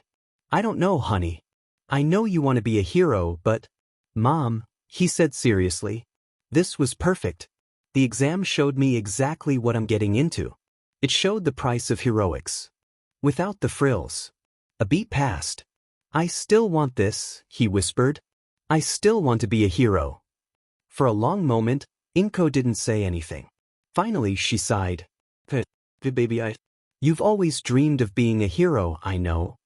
I get it from you, he said fondly. Oh, hush, she protested. She grinned. I'm serious. You're a hero. You work as a nurse. You see just as much sheet. Language. Sorry, crap, he amended, sheepish, as underground heroes, and you stay kind. I get it from you. There was a pause. Then she sniffled. Oh, Izuku, she said softly. I'm so proud of you, you know that? My brave, kind boy. I'm honored to be your mother. His ears burned. Mom, he protested. She laughed. What? You can sing my praises, but I can't sing yours, she teased. His phone buzzed. Oh, 1 second, he said, pulling the phone away to put her on speaker. I got an email from Shiketsu. We're not supposed to get our results until tomorrow at the earliest. Open it, Inko urged. They'd be idiots to not take you. Testing's not over, he reminded her. He clicked on the email with shaking hands. There's still one more phase. 2. Midoriya, Izuku. Subject, Shiketsu High School, Phase 3 Invitation and Dormitory Assignment. Dear applicant, following your successful performance in Phase 2 of the Shiketsu High School Entrance Examination, you have been selected to advance to Phase 3, Provisional Residency Evaluation, commonly referred to as the live-in trial. Please arrive at Shiketsu High School Dormitory Complex C, no later than March 17, 1400 JST. Check-in closes at late arrivals will be disqualified. You will be assigned temporary accommodations for the duration of this evaluation. Meals, uniforms, and basic amenities will be provided. Be advised that the live-in trial is an immersive evaluation encompassing behavioral, tactical, and collaborative aptitude. Assessment is continuous and covert. Your actions, both individual and collective, will be monitored at all times. You are expected to maintain integrity, DSPLN, and awareness of your role as a prospective hero. Applicant ID, 1126. Dorm assignment, C12. Sincerely, Shiketsu High School Admissions Committee. Admissions at shiketsu.ac.jp. He gasped. Izuku? What's it say? I got invited to Phase 3, he said, voice quiet with awe. Congratulations, baby, she cheered. Oh, I'm so proud of you. When you come home, we're having katsudon for a week. I haven't gotten into the school yet, he reminded her again. I don't care, Inko said firmly.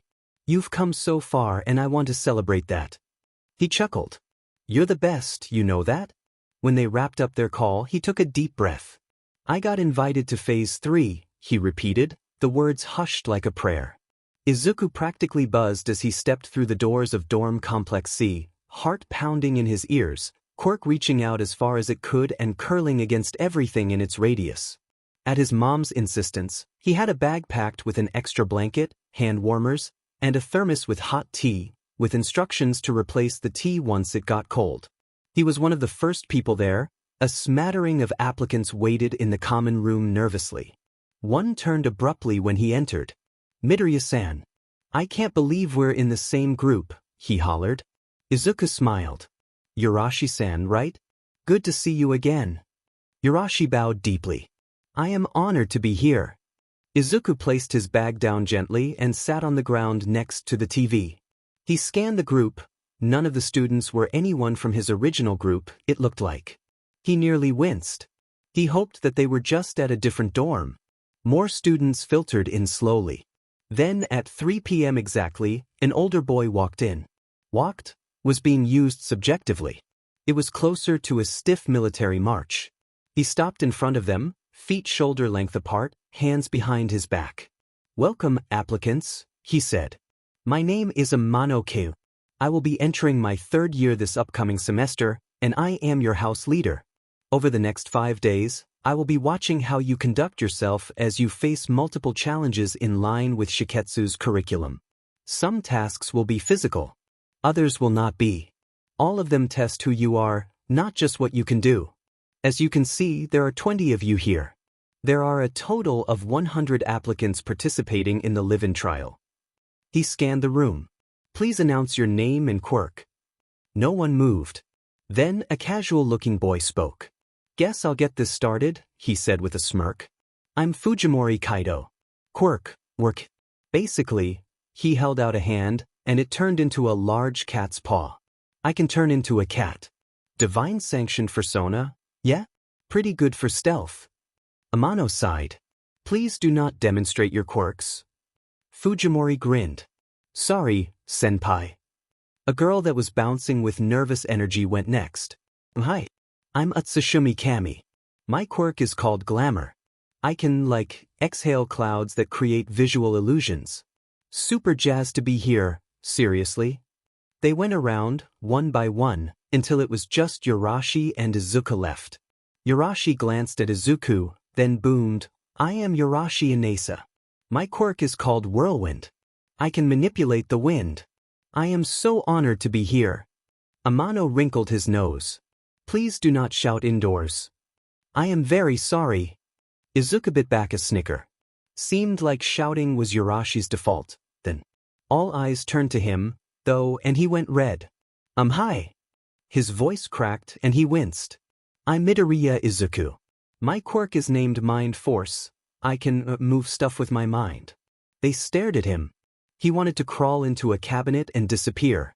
Thank you, Amano said. Your paperwork should tell you exactly which room is yours. Please proceed there and change into your provided uniform. If your uniform doesn't fit, please see me. We will be leaving for orientation in exactly 45 minutes. I expect everyone to be prompt." He walked past them and into the dorm. For a second, no one moved. Then, Yurashi began walking forward, and everyone followed. Izuku looked down at his paperwork, double-checking his room number. C2B. He mapped out the building with his quirk instinctively as he made his way there. Solid foundation, reinforced beams, subtle seismic reinforcement. Smart. Standard. His room was small and Spartan. Wooden flooring, a bed in one corner, a desk in another, a closet with a body-length mirror by the door, and a small half-bathroom.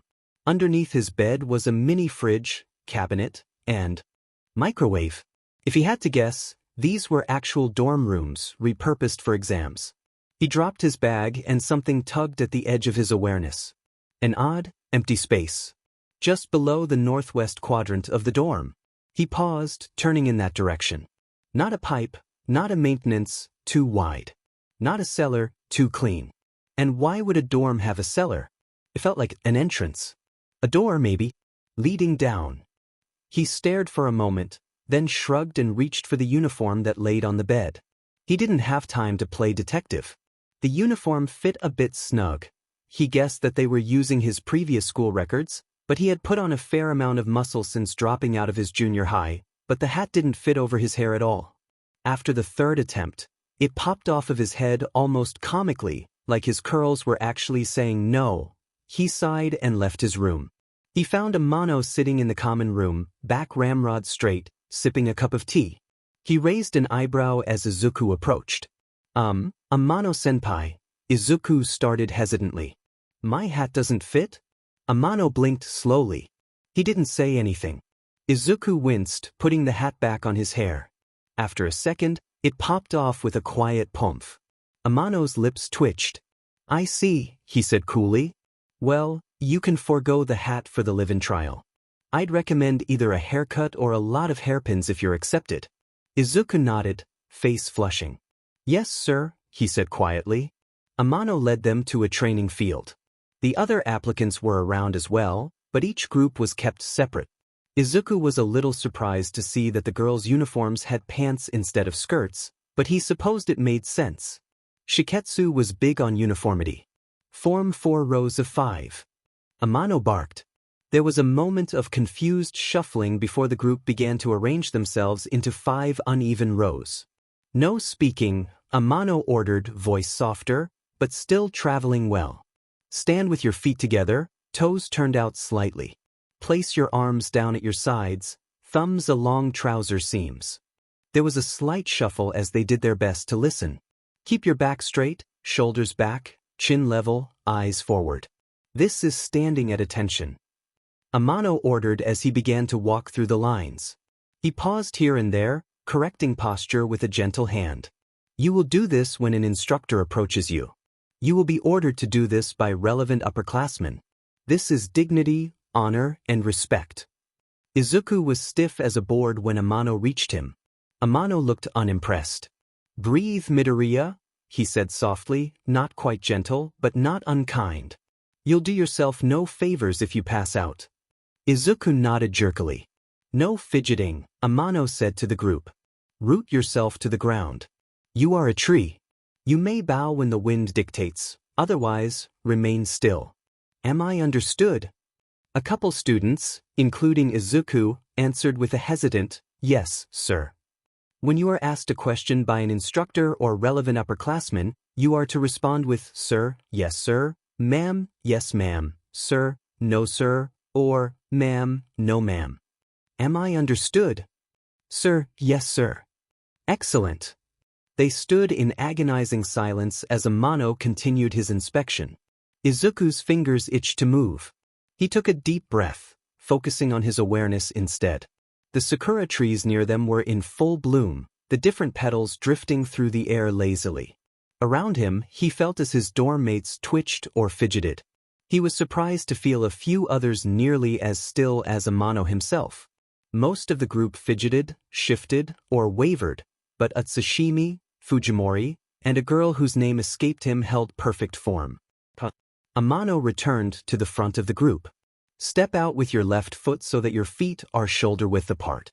Clasp your hands behind your back, right hand over left, thumbs crossed. Remain silent. Another shuffle as they did their best to comply. Fujimori struggled for a second, it felt like, but fell into the stance easily again. Atsushimi and the other girl shifted stances perfectly. Izuku did his best not to look like an idiot. Amano began walking through the lines again. This is parade rest, he told them. You will stand like this when told to be at ease. You should be still but not rigid. A sapling instead of a tree. Am I understood? Sir, yes sir. Amano returned to the front, hands still clasped behind his back. Shiketsu is not simply a hero school. It is a standard. How you move reflects how you think. How you stand reflects how you act. And how you bow reflects who you are. His steady gaze swept across the line. We begin with marching. He moved to the side of the group. When ordered to march, you will step forward with your left foot, heel first. Your arms will move naturally at your sides. Do not exaggerate. Do not bounce. Your posture must remain straight. March as though every step is observed from above. He paused, allowing the group a second to digest the information. Left foot, Izuku thought. Don't screw this up.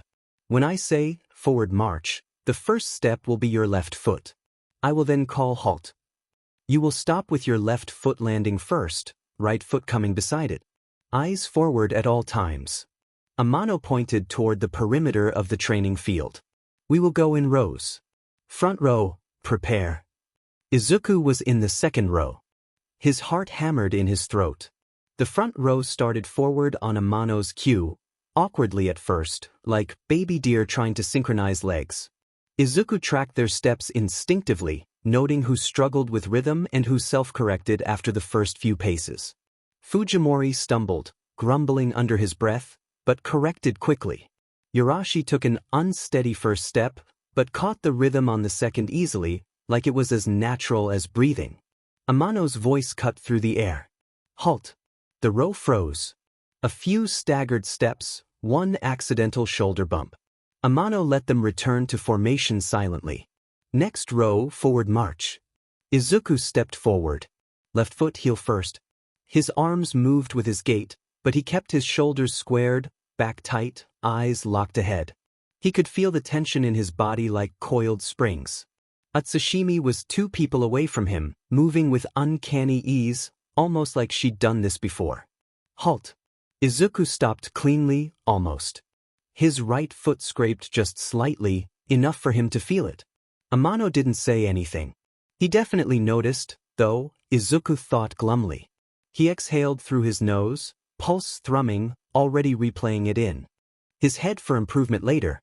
In the 4th row, the girl whose name he didn't know moved with the same ease as Atsushimi. Precise. Deliberate. Experienced. That made 3 students in his group who held themselves like they'd done this before. His skin prickled. Staff kids, maybe? He filed the thought away for later. Right now, he needed to focus. Amano returned to the front. The bow is not simply a greeting. It is a weapon. It can disarm, demand, and declare intent.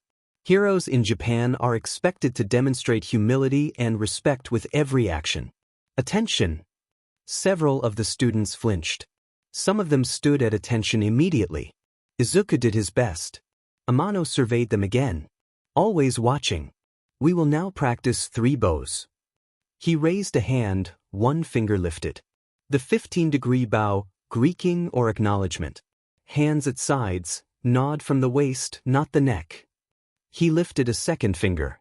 The 30-degree bow, apology, gratitude, moderate respect. Deeper, slower. Spine straight. A 3rd finger. The 45-degree bow, profound respect. Rarely used. This is for heads of agencies, victims' families, or when requesting a second chance. Amano demonstrated each one, perfect angles, no wobble. We will practice now. Fist, 15-degree bow. On my mark. The beat.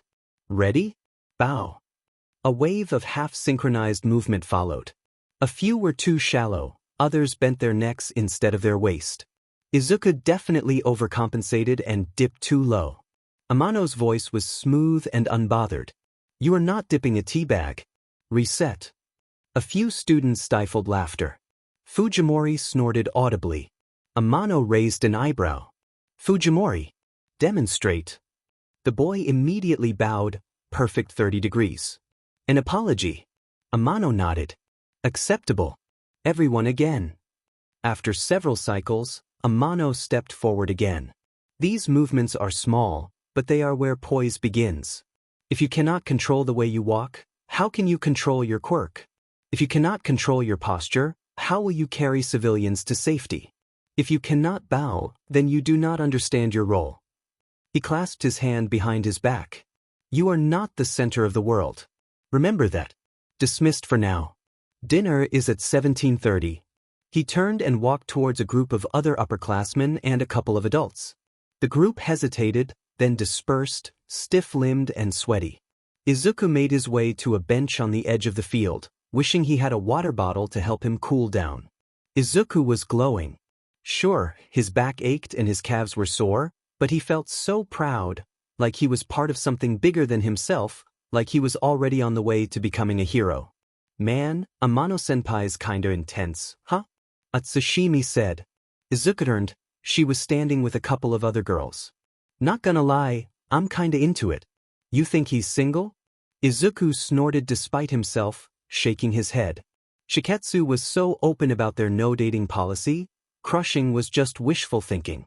He tilted his head back, plucking a few sakura petals from the air with his quirk.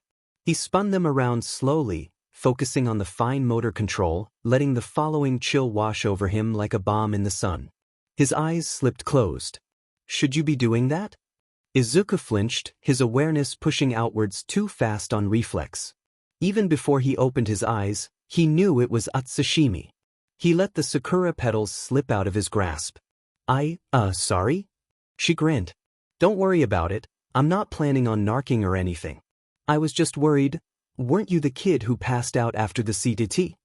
He blinked. Were you in my group? She nodded. Came out of the gates right as you hit the ground, babe. Your lips were like blue. Strange, he didn't remember her at all. Although, to be fair, the CTAT was taken with 100 examinees. It's possible she slipped through the cracks. Of course, that's not what he focused on. Babe, he squeaked, turning painfully red. Her eyes sparkled with mirth. Sorry, I call everyone babe. And what can I say? You're a cutie. His brain did the dial-up tone. I'm not looking to date, he stammered, voice tight. She rolled her eyes. Ugh, none of the cute ones ever are. She plopped onto the bench beside him. Anyway, Midoriya, yeah? What's your quirk really do? He blinked. Telekinesis, basically? She nodded. Aha. His mind was still blue screening. I can move stuff with my mind. She tilted her head. You said that earlier, babe. Come on, get technical with me. What's it do? Technical. He could be technical. I'm better at fine motor control, but the more precision I exercise, the more strain it causes on my mind, but it goes in the opposite direction. The heavier the thing I lift, the more strain. Like bloody noses, bleeding from my ears, one time from my eyes. She nodded again. That explains the blood, she said. What about your lips turning blue? He blinked. I'm not really sure. I mean, I've noticed before that I start to feel cold the more I use my telekinesis, but I've never, he trailed off. Blinked. Oh. My dad had a fire quirk. My mom has a telekinesis quirk. My telekinesis is using my internal body temperature as fuel. How have I never figured that out before now? I was literally just messing with my quirk to cool down. She grinned. You're pretty smart, Midoriya-kun. Next time, though, maybe some water instead. He flushed. My legs were tired and I don't have a water bottle with me. She rolled her eyes, then hopped to her feet. Come on, she said, let's head back to the dorm. Get you into an air-conditioned room, get you some water, yeah. He got to his feet. Yeah, he said softly. They filtered into the training field at 6 a.m. sharp. most of them still wiping sleep from their eyes, gym uniforms messy. Atsushimi and Fujimori looked just as tired as the rest of them. Why am I paying attention to them? Izuku groaned to himself. It's not like they're secret agents or something. Focus. Amano was in his standard uniform, looking just as crisp and put together as the day before. Attention.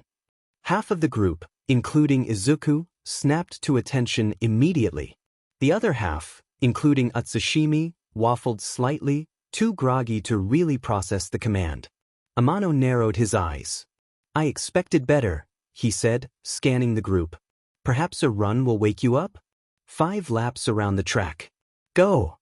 Izuku broke into a run immediately. Yurashi, another boy, he introduced himself as Haga during dinner, and the girl who was a little too good at marching, Kagawa, hot on his heels. The rest of the group followed sluggishly. Yurashi kept pace with Izuku, despite likely being able to go faster. He grinned and gave Izuku a thumbs up, but didn't say anything. A good call, honestly. Amano seemed like he was in a bad mood today. They were among the first finished. A few stragglers were lagging behind hard.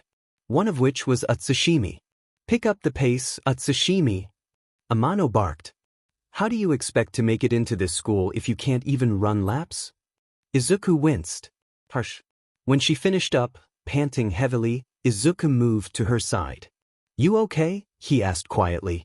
She gave him a tense smile and a thumbs up. Yeah. This is way before I'm normally awake, she said. Izuku nodded. Now that you're all awake, Amano said, attention. The group snapped upright immediately. Amano took a moment, inspecting their posture one by one, then called, parade, rest. Left foot out, hands clasped behind back. Amano inspected them again. Acceptable, he said, slowly, if you weren't trying to enter Shiketsu. Maybe another school would accept your shoddy posture, but Shiketsu will not. Am I clear? Sir, yes sir. We are not going to play today, Amano continued, voice dripping with contempt. If you wish to attend Shiketsu, you must earn your place. You will march to Gym Alpha. Get in formation. They scrambled to comply. Forward march.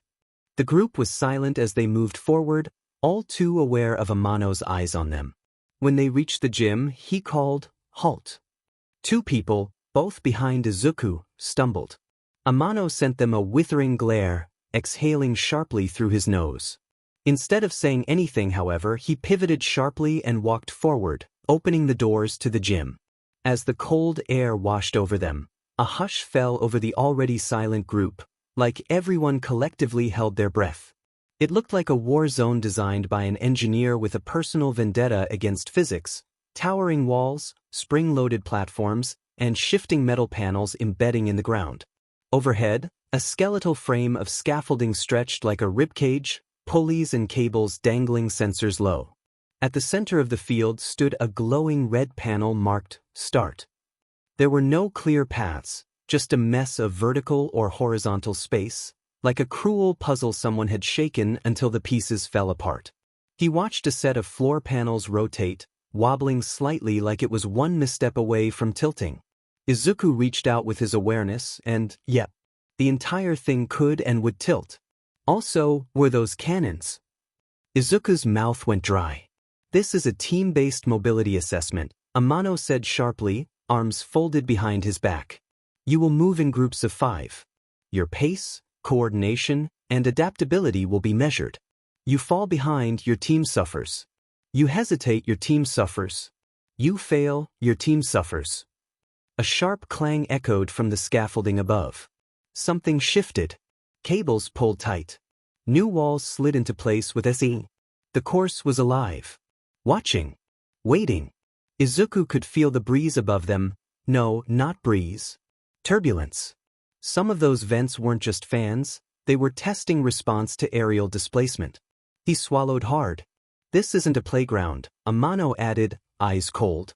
This is a simulation of a chaotic environment. Urban collapse. Hostile conditions. No heroes work alone. A smirk tugged at his lips. Impress me. Amano called out teams. Izuku's team, made up of him, Yurashi, Haga, Atsushimi, and a girl named Kikuchi, were set to go last. They watched from parade rest as the other team struggled. Someone took a wrong step and the floor moved. Someone made too much noise? A flashbang went off, burning Izuku's eyes. Someone fell behind? A buzzer went off, and the entire team got time added to their clock. Izuku's awareness was dialed up to 11, throbbing behind his eyes. Amano wasn't joking around. One wrong move and your team suffered. Finally, it was their turn. As they approached the start panel, Izuku blurted, "Let me take point," then flushed. Kikuchi blinked. "No offense, Midoriya, but why?" "My quirk," Izuku said. "I've got an awareness field. I can see where parts are going to move, I can keep track of all of us. I can do it." His stomach lurched. He couldn't stop imagining what would happen if he messed up. Urashi shrugged. "Alright, I don't have a better idea." They stepped onto the panel, and the course shuddered. Izuku winced against all the movement in his awareness, vibrations, tension in cables, tilting plates, but forced himself to sek in a deep breath. Focus. The path opened ahead of them. The ground was made up of square panels. He probed, then jumped forward. The first two panels held steady under his feet. "Next one tilts," he said, jumping over it. He landed safely on the fourth tile, continuing on, calling the changes as he felt them. At the back of the group, Utsushimi wobbled. Before he could call out a warning, a gust of wind blew. His senses went fuzzy for half a second. When he turned, Urashi was looking at Utsushimi. "You okay?" Urashi asked. "Yeah. Thanks." Her voice was soft. The panels shifted downwards. Izuku looked up to see guns. A red light blinked, then the first one fired. "Move!" Urashi shouted. A gust of wind picked up.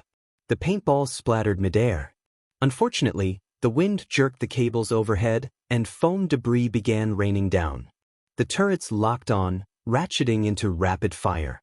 "Blink, blink, blink. Watch the red lights," Izuku called. "They fire in sequence." They scrambled forward, trying to dodge debris and paintballs in the same breath. "Blink, blink, blink." Haga tackled Kikuchi, shielding her as he got pelted with paintballs. Utsushimi screamed. Izuku planted his feet. All at once, the debris around them froze, locked in a telekinetic hold. He winced as cold washed over him, bringing the debris in front of the paintball guns. Blink, blink, blink. The paintball bullets rained hell on the debris wall. "Go!" Izuku shouted. "I'm right behind you guys, go!" His teeth were chattering. He was holding so many objects up, keeping them still as they were pelted with ammunition. "Midoriya," Urashi said, appearing beside him. "We have to go together." Izuku took an unsteady step forward. The debris in the air wobbled. A single drop of blood fell from his nose. "I can't," Izuku gasped. "I can't walk and hold it at the same time, I have to stay grounded." "Midoriya." "Urashi-kun," Haga called, "is your wind strong enough to pull him to us?" Urashi hesitated, then nodded resolutely. He ran to the edge of the section safely. "Ready, Midoriya?" Urashi yelled. Izuku took a shuddering breath, reaching up to wipe the blood from his nose. He nodded. As soon as the wind began to shift around him, he let his grip on the debris go. Foam began to rain down again, but the turrets were unable to keep aim on him as he was suddenly swept off his feet, slamming directly into Urashi's chest a split second later.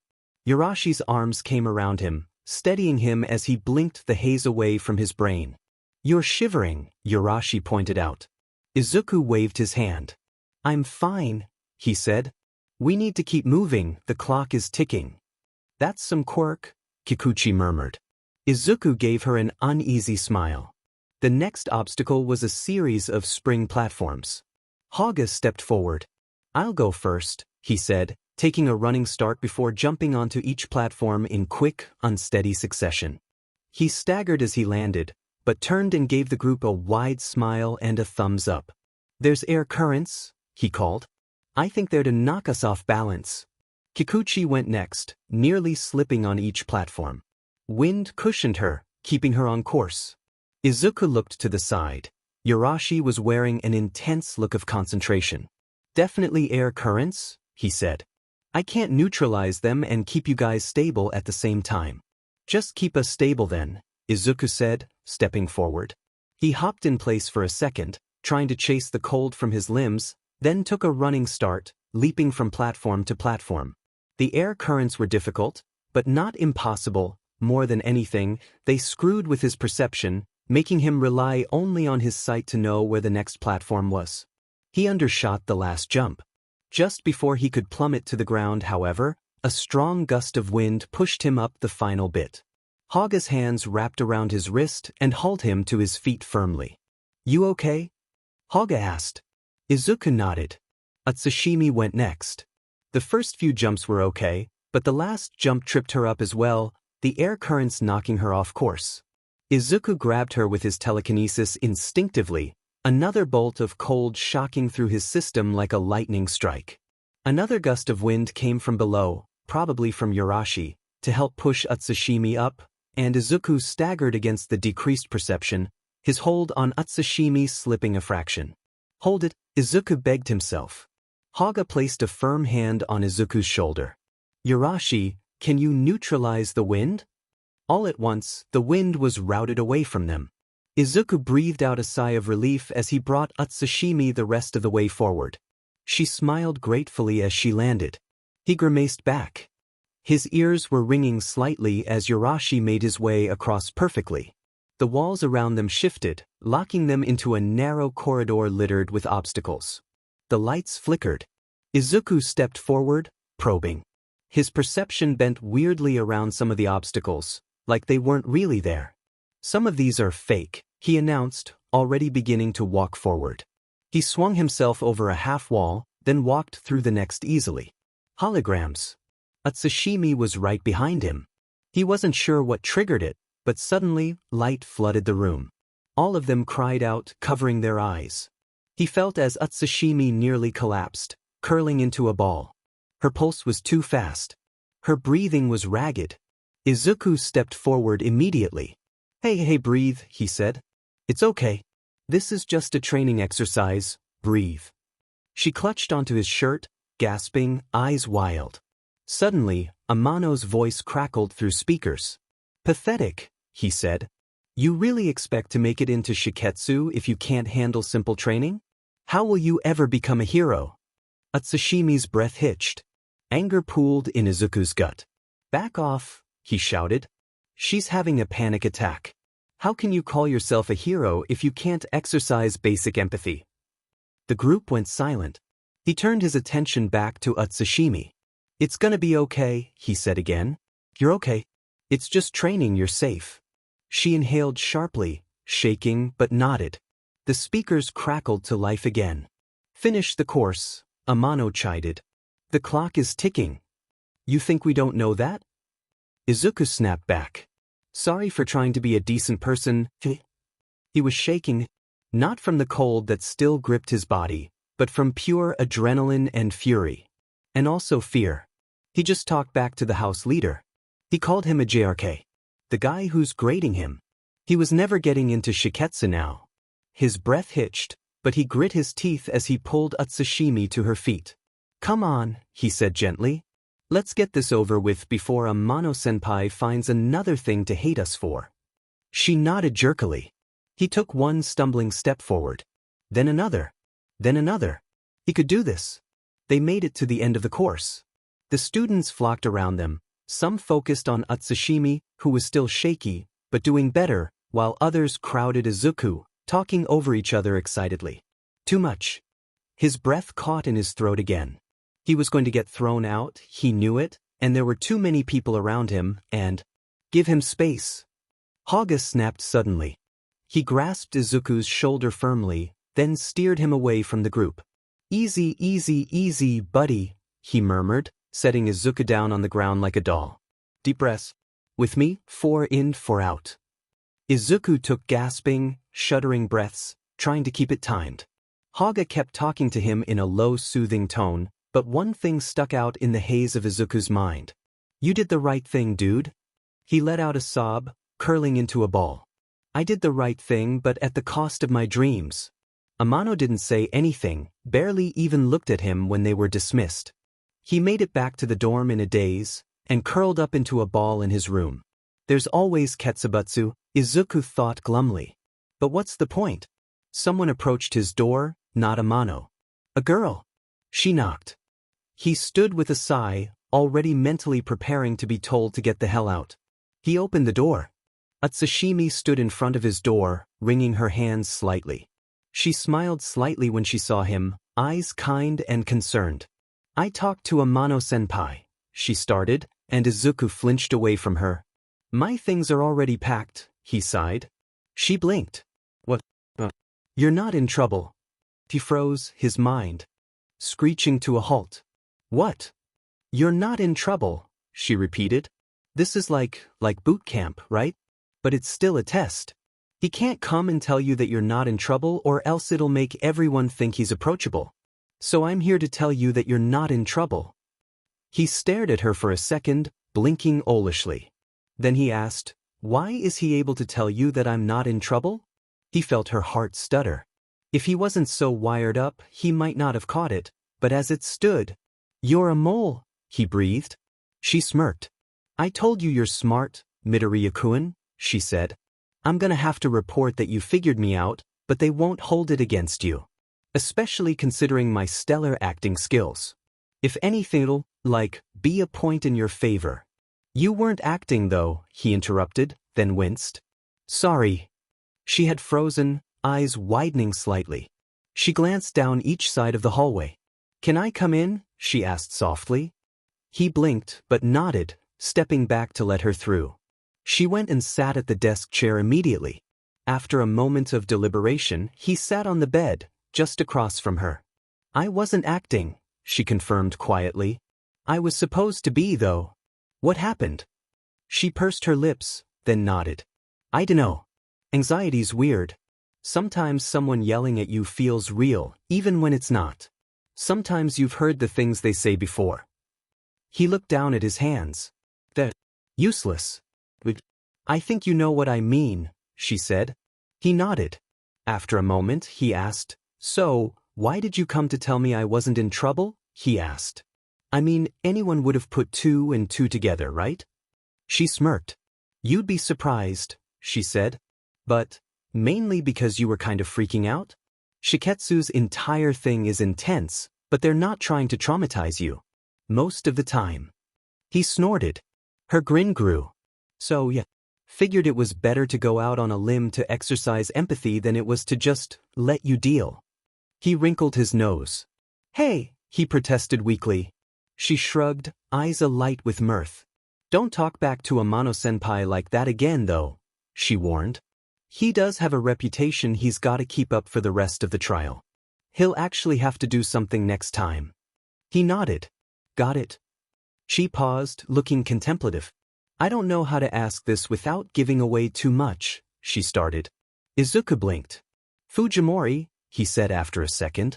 And another girl. I don't remember her name. Black hair, brown eyes? She gave him a deadpan look. Do you know how little that narrows it down? He wrinkled his nose. Yeah, that's fair, he said. Sorry. Nothing to be sorry for, she replied. But why do you think them? They moved too well yesterday, he said. Fujimori did the best at hiding it, but all 3 of you moved like it was second nature. She nodded. I wonder if anyone else caught that, she mused softly. She stood. Well, gonna have to report that too. Not confirming or denying anything for the record, but, she shrugged. You know. Wait, he said as she reached the door. She turned, eyebrow raised. Do I gotta, avoid you guys now? Since I know. Nah, she said simply. My test is already over. Just, react as honestly as you can to them if you get caught in their zone. Integrity, you know? She gave him a pointed look. I won't tell anyone, he breathed. I know, she replied. You don't seem like the kind of person. But, obligated to remind you and all that.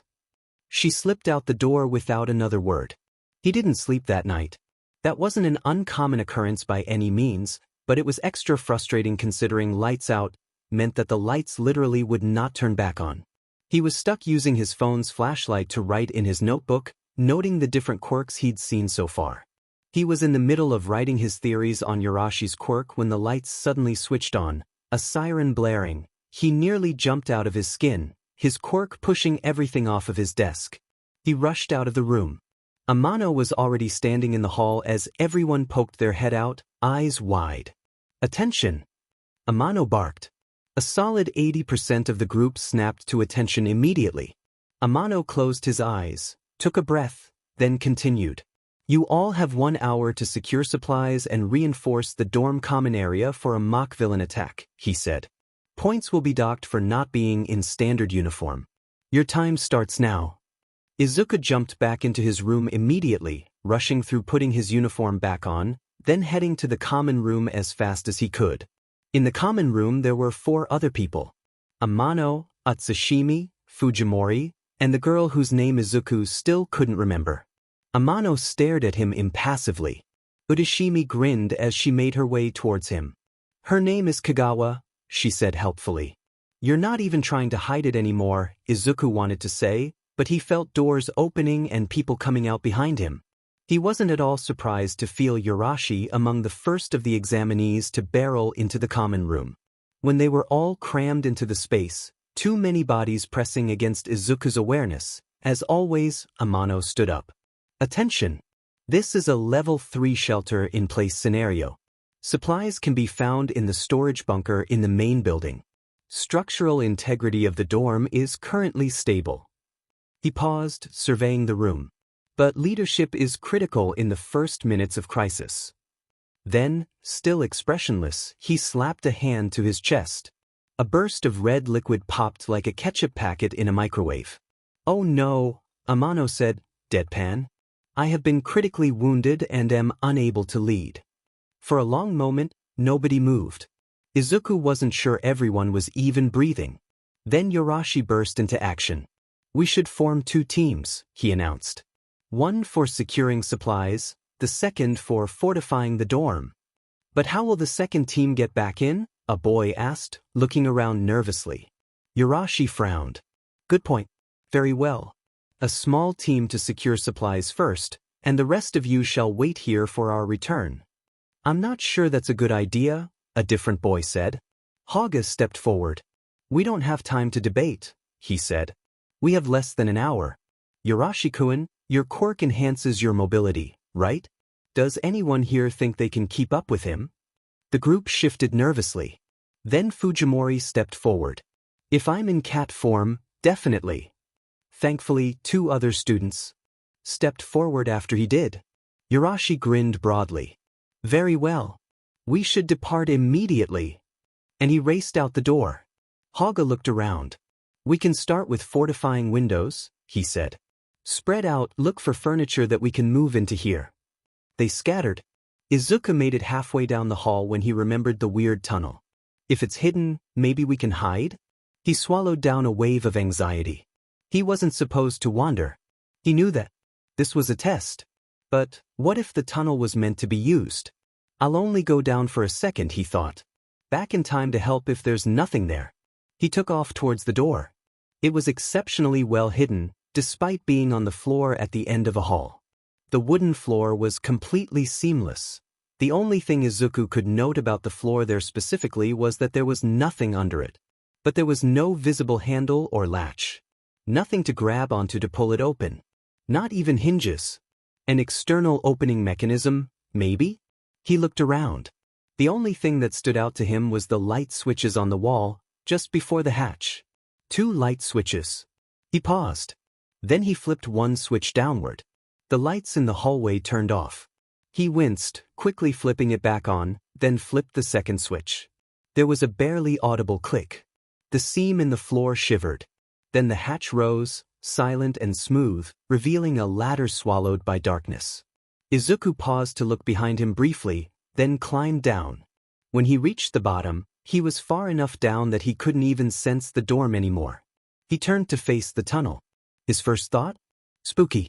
The tunnel was dim, lit by emergency lights only. He fished his phone out of his pocket and turned the flashlight on. He took off in a jog, not wanting to waste any more time than absolutely necessary, but his instinct was rewarded. He made it about 30 paces when something licked at the edge of his awareness, a room with beds? Bunk beds, specifically, and cabinets, and a miniature kitchen. The walls were incredibly reinforced, like they'd been waiting down here for a war. A bunker. He turned and sprinted back to the ladder. He had to tell Haga. The common room was a buzz of activity, furniture being dragged, windows being covered. Haga stood in the center coordinating calmly but firmly. Izuku stumbled into the common room, panting like he had just run a marathon. Haga turned immediately, brows knit in concern. Midoriya? Where were you? I'm sorry, Izuku gasped. I know I wasn't supposed to, there was this weird space, and I thought maybe it was a crawl space or something, but then there was a ladder and I'm really sorry I ran off. Dude, breathe, it's fine. Just start helping out, yeah? Izuku waved his hands in front of himself quickly. I found something. There's a hidden tunnel under the dorm and it leads to an underground bunker. Like, a real one. Beds, storage, I think there might be supplies. Like a full-on shelter. From the couch, Amano choked on his tea. Some of the students dropped what they were holding. Several turned to look at him in disbelief. Haga blinked at him. There's a what? The door burst open. Yarashi rushed in, carrying a duffel bag, followed by the 3 other examinees who followed him. Fujimori was still in the form of a cat, much larger than Izuku thought he would be, honestly. Fujimori's shoulders were up to Izuku's hip. His coloring was also interesting, with the fur from his neck down to his paws being almost identical to the color of their uniforms, despite the white fur of his head, with a duffel bag nearly the same size as him slung over his back. We've returned, Yarashi announced. He froze, taking in the shocked faces around the room. What did I miss? Apparently there's a bunker, one of the students muttered. Fujimori morphed back into human form, brushing stray fur off his sleeves. Oh yeah, I was wondering where that hatch went, he said, fishing a granola bar out of his duffel bag. Let me guess, Midoriya found it? Yeah, someone else whispered. Amano put his head in his hands, but didn't say anything. Thankfully, Haga had recovered. A bunker, he said. Midoriya, did you see how many beds? Is there power? Any locked doors? Izuku nodded, his mind running circles around him. Nearly 40 beds, I think, and minimal power. I didn't actually look at it. As soon as I sensed it, I turned around. Thought I should report first. Haga nodded. Alright. Everyone, new plan. Team 2, continue fortification. Team 1, follow Midoriya to evaluate the bunker for use as emergency fallback. Midoriya, you'll lead. Izuku flushed. But I led in the last exercise, he protested. Haga waved him off. You found the bunker, Midoriya. You get to show the way. Izuku winced, but nodded. He glanced at Yarashi's team, all of whom were putting their spoils down. Yarashi gave him a broad grin. After you, Midoriya-kun. Right, Izuku mumbled. He turned and went back down the hallway.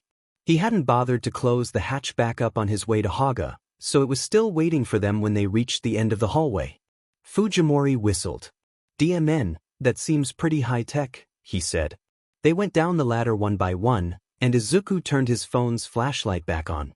Their footsteps echoed sharply in the narrow tunnel, each one louder than the last. The tunnel circles slightly, lined with dull, reinforced metal on the walls and floor. Faint, flickering lights illuminated the tunnel from slits in the ceiling, just enough to see, but not feel safe. The tunnel split. Izuku turned confidently, the bunker visible at the edge of his awareness. They followed him silently. It didn't take long before the tunnel opened into a square chamber the size of 2 classrooms. One of the lights was blinking slightly, like the bulb was about to die. The entire bunker felt ominous. The walls were concrete, reinforced with steel crossbars. One wall was lined with bunks, triple-stacked. Each bed had a thin mattress and emergency blankets, vacuum-packed in plastic. On the opposite wall, there was a small kitchen next to 2 large metal cabinets. One had the universal first aid symbol, the other had a sticker depicting a jar. One of the students accompanying them moved forward, pulling the cabinet open, revealing it to be packed to the brim with canned food. At least, Izuku assumed it was canned food.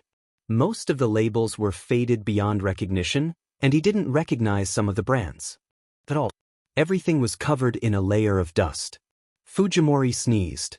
On the far wall across from them was a desk with a radio and some sort of panel in front of a map detailing different evacuation plans, routes in the event of an attack, how long to shelter in place during the events of chemical or biological warfare, how long it takes for radiation to dissipate.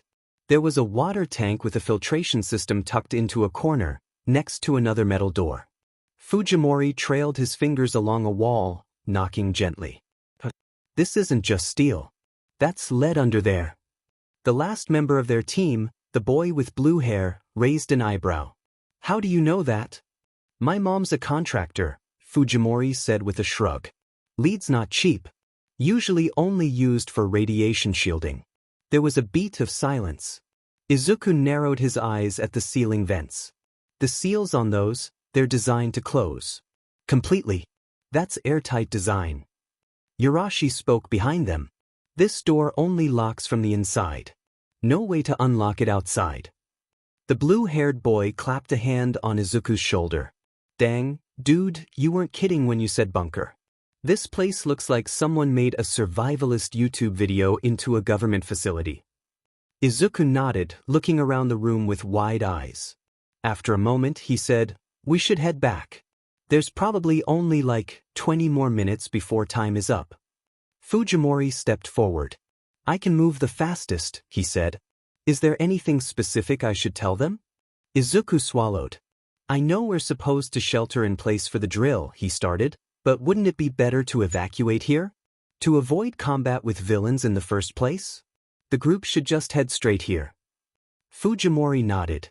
"Makes sense to me," he said.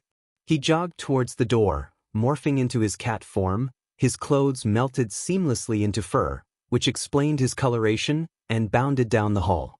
Yurashi moved beside Izuku. "Good call," he said earnestly. "The best fights are the ones avoided, right?" Izuku grinned. "Right." They didn't wait long before a throng of bodies brushed the edge of Izuku's awareness, then trickled into the bunker. Fujimori had a sheet-eating grin as he carried Amano bridal style.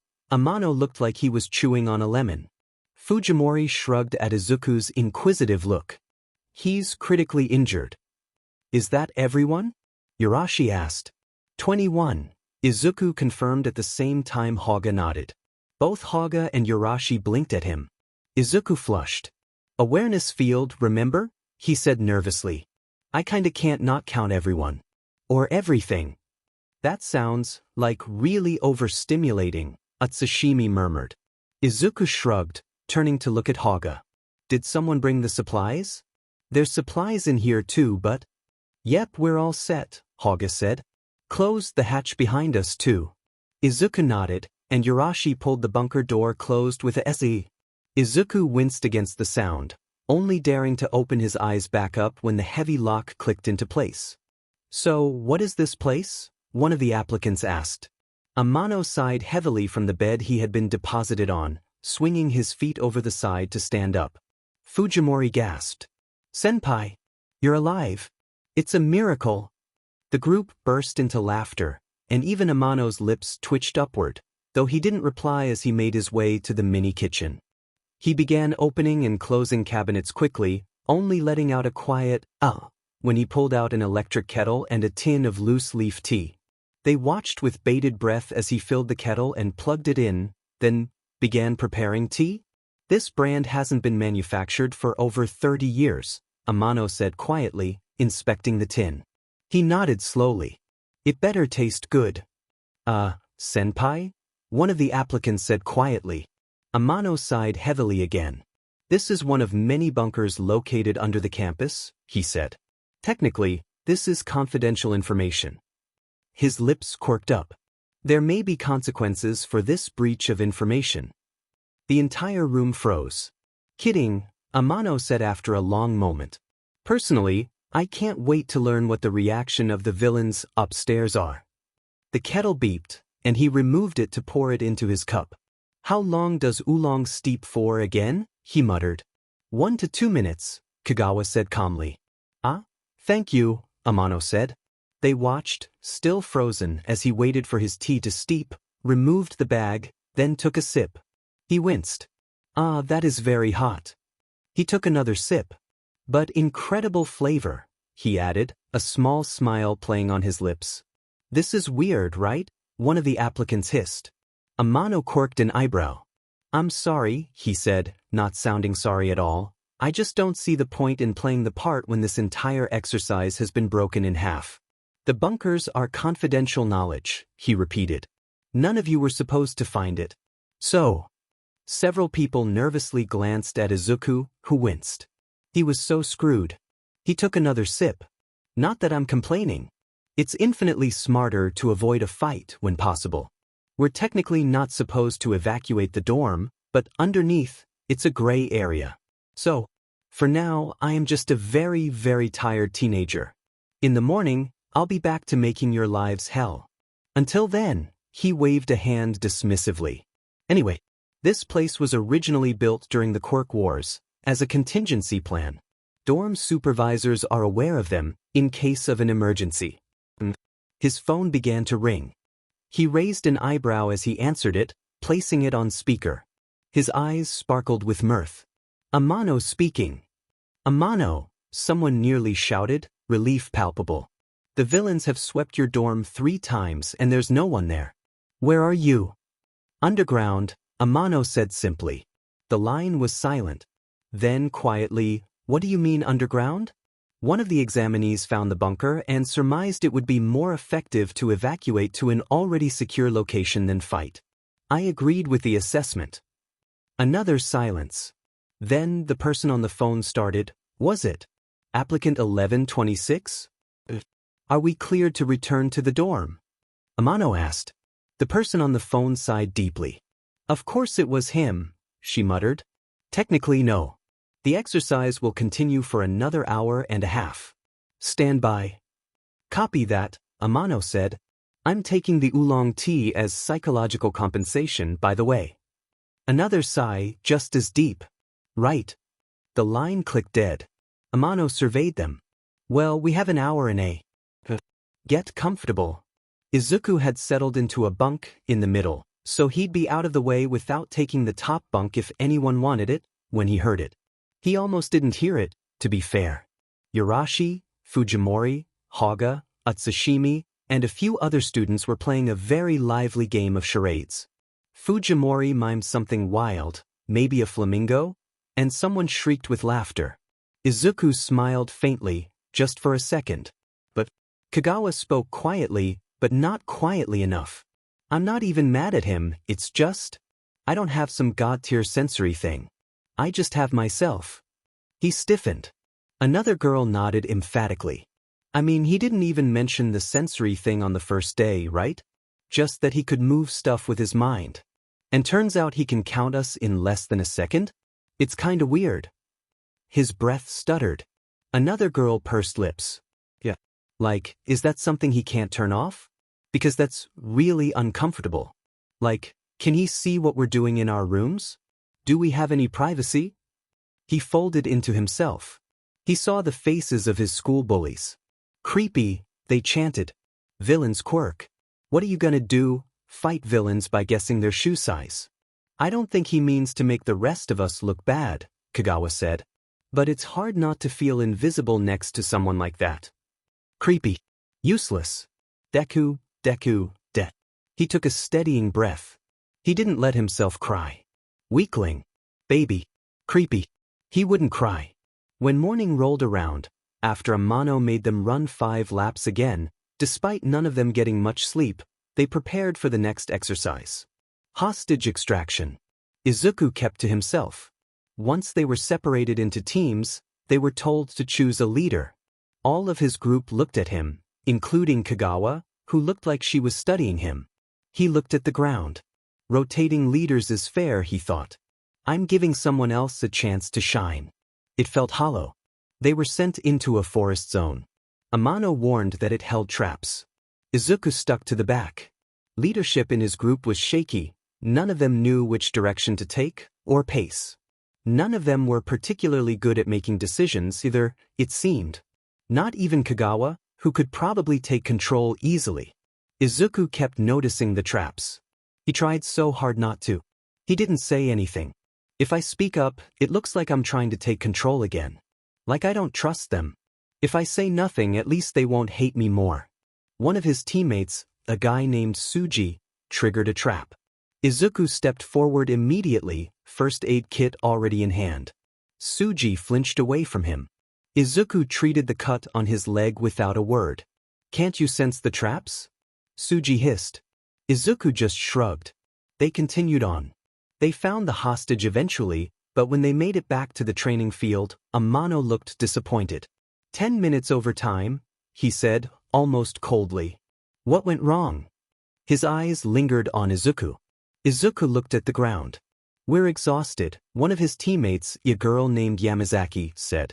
Amano narrowed his eyes. You can expect such if you attend Shiketsu. Try again. A boy named Yoshida spoke up. The map was way too confusing, he said, clenching his jaw. And you'll have the benefit of a clear map in a real hostage extraction? Amano asked. The group fell silent. Midoriya, anything to add?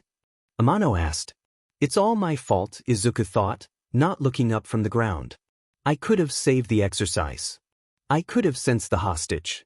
I should have stepped up. Izuku shook his head.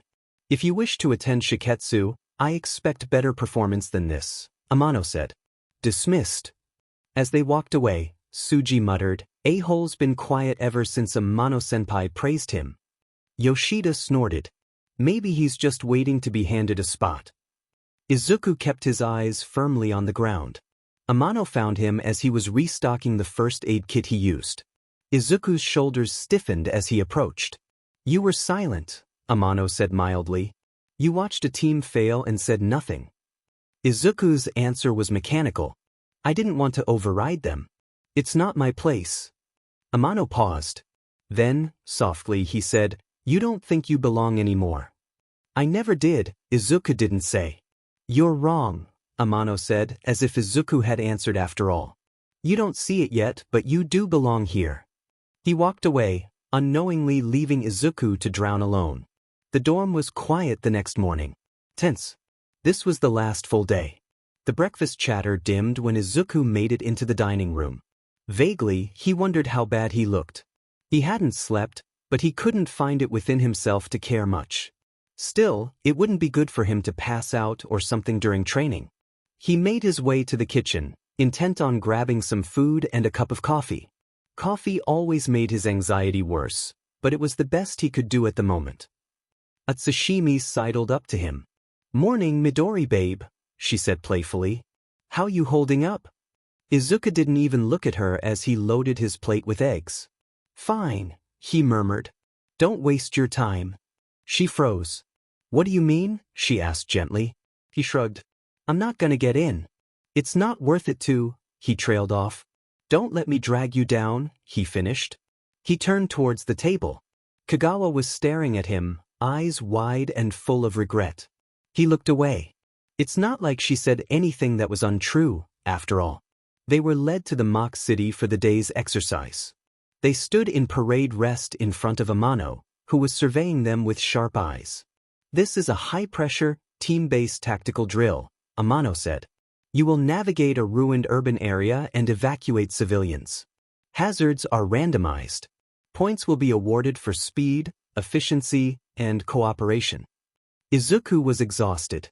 He had settled into an odd apathy that meant his awareness wasn't bursting outwards, but even the regular awareness felt like he was violating his dorm mate's privacy.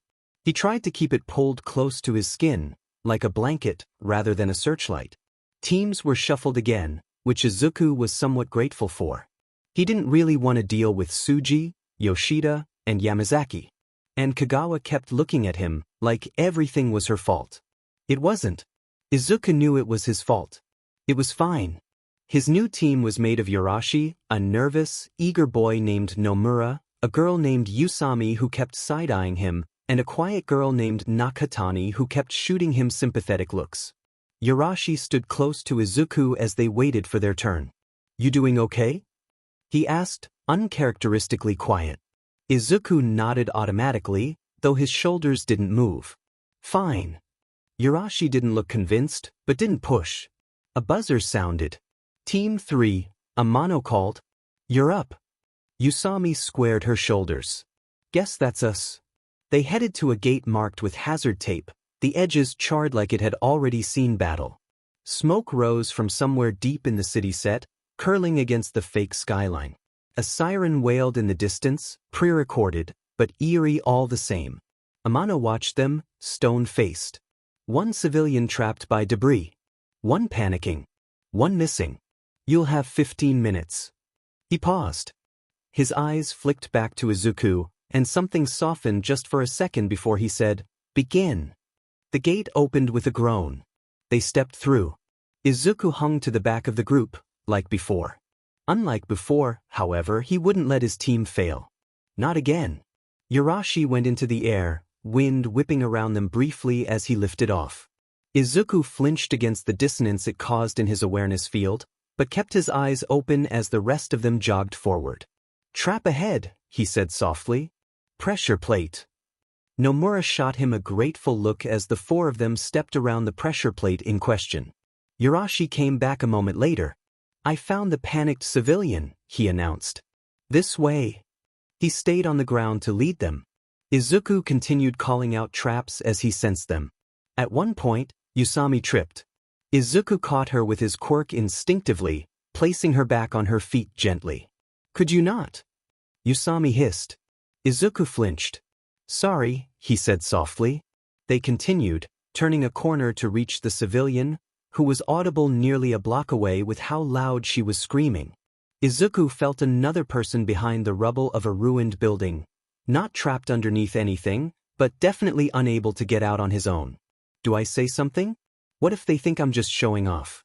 Nomura stepped forward to calm her down, but before he could say much, she cried, My husband. He's trapped in that building. Nomura looked at them.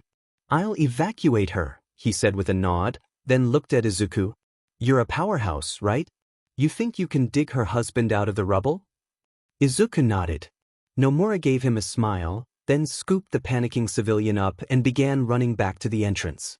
Izuku hesitated for just a second, glancing at his team. Yurashi gave him an enthusiastic smile. I'll help you, he said. Izuku winced. The wind screws with my, Yurashi nodded immediately. I understand. How can I help you then? Izuku shrugged, then turned towards the building. He pulled the rubble away from the doorway cleanly, taking care to place the debris away from the team, barely feeling the chill that settled into his bones. Usami made a big show of supervising, practically standing in his way. Izuku said nothing. As soon as the rubble was clear, she ran in, then came out carrying the civilian. She gave Izuku one last dirty look before running off. Nakatani shifted nervously. Midoriya, are you able to, tell where the last civilian is? Izuku hesitated. I could try to find them, he said slowly. Nakatani nodded. It'd save us time, right? Izuku nodded slowly, then broke into a light jog, allowing his awareness field to spread outwards.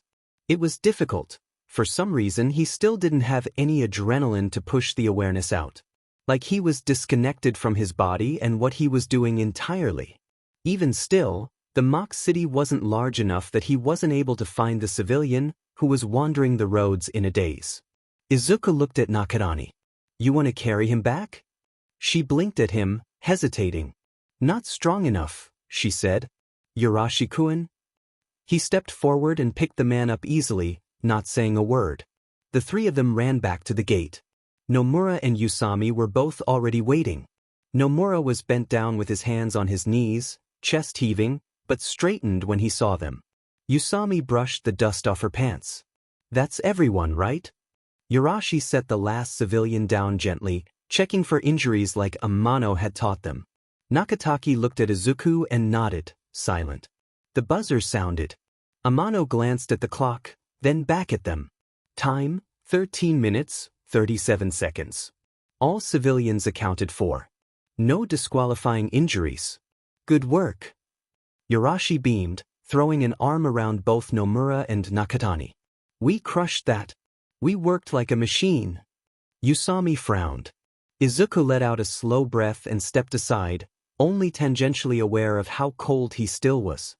His fingers trembled slightly as he flexed them, trying to will away the ache. He expected nothing. He got nothing. But that didn't stop Usami from speaking up. Geez. He doesn't even need this. Everyone knows he's already gonna get in. Yarashi whipped around, hands clenching at his sides. What's that supposed to mean? He asked, voice low. Usami clicked her tongue. We're already so far behind him. He's just making it harder for the rest of us to stand out. Izuku let out a sigh, sagging slightly. Here we go, he thought tiredly. That creepy monster. Shof. Yarashi, on the other hand, rose to his full height, like the harbinger of a storm. You're mad because he's good? He asked. His voice was still quiet, but his eyes blazed. He's doing what we all want to do. He's already saving people, actually helping, and you're mad about it. It's not about being mad, Usami snapped back sharply. It's like he's not even in the same test. How are we supposed to compete with that? He doesn't belong here. That's exactly why he belongs here, Yarashi said firmly. He didn't raise his voice, but everyone was staring at him. Izuku wanted to curl into a ball and disappear. We've been cruel to him. All of us. Especially the ones of us who aren't speaking up. But even through that cruelty, he's still here. He's still fighting. He isn't shoving us aside, he's giving us room. He's what we should be aiming for. The group was silent. Yarashi looked directly at Izuku. Then, quieter, he said, the fact that he hasn't quit, when no one has stood up for him, that's more hero work than any of us have managed all week. Izuku ducked his head down. He refused to cry. No one spoke the entire way back to the dorm. They weren't woken up for training the next day. It was to be expected, of course. They had already been briefed that they'd be called one by one for an interview and then released. Izuku was just tired. He wanted to go home. He packed his things mechanically and went to the common area to wait. The TV was on.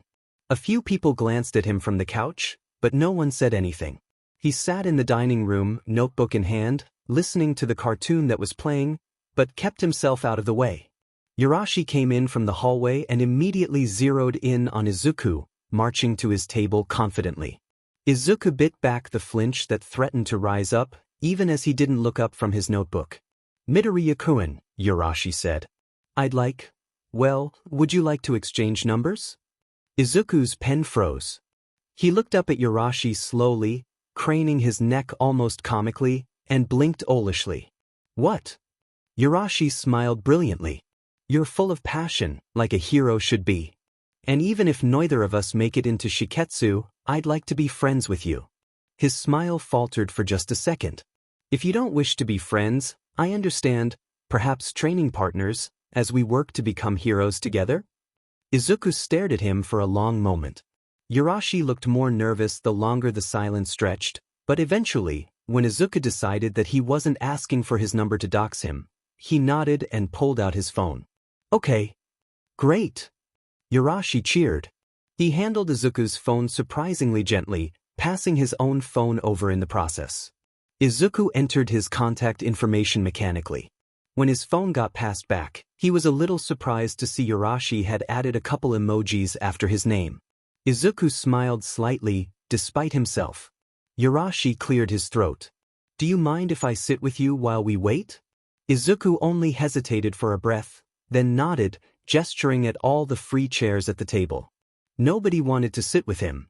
That had been a fact of his life since Katsuki decided he was Deku. Except now Yarashi wanted to sit with him. That was new. So, what are you writing? Yarashi asked curiously, tilting his head. Izuku snapped his notebook closed. Nothing.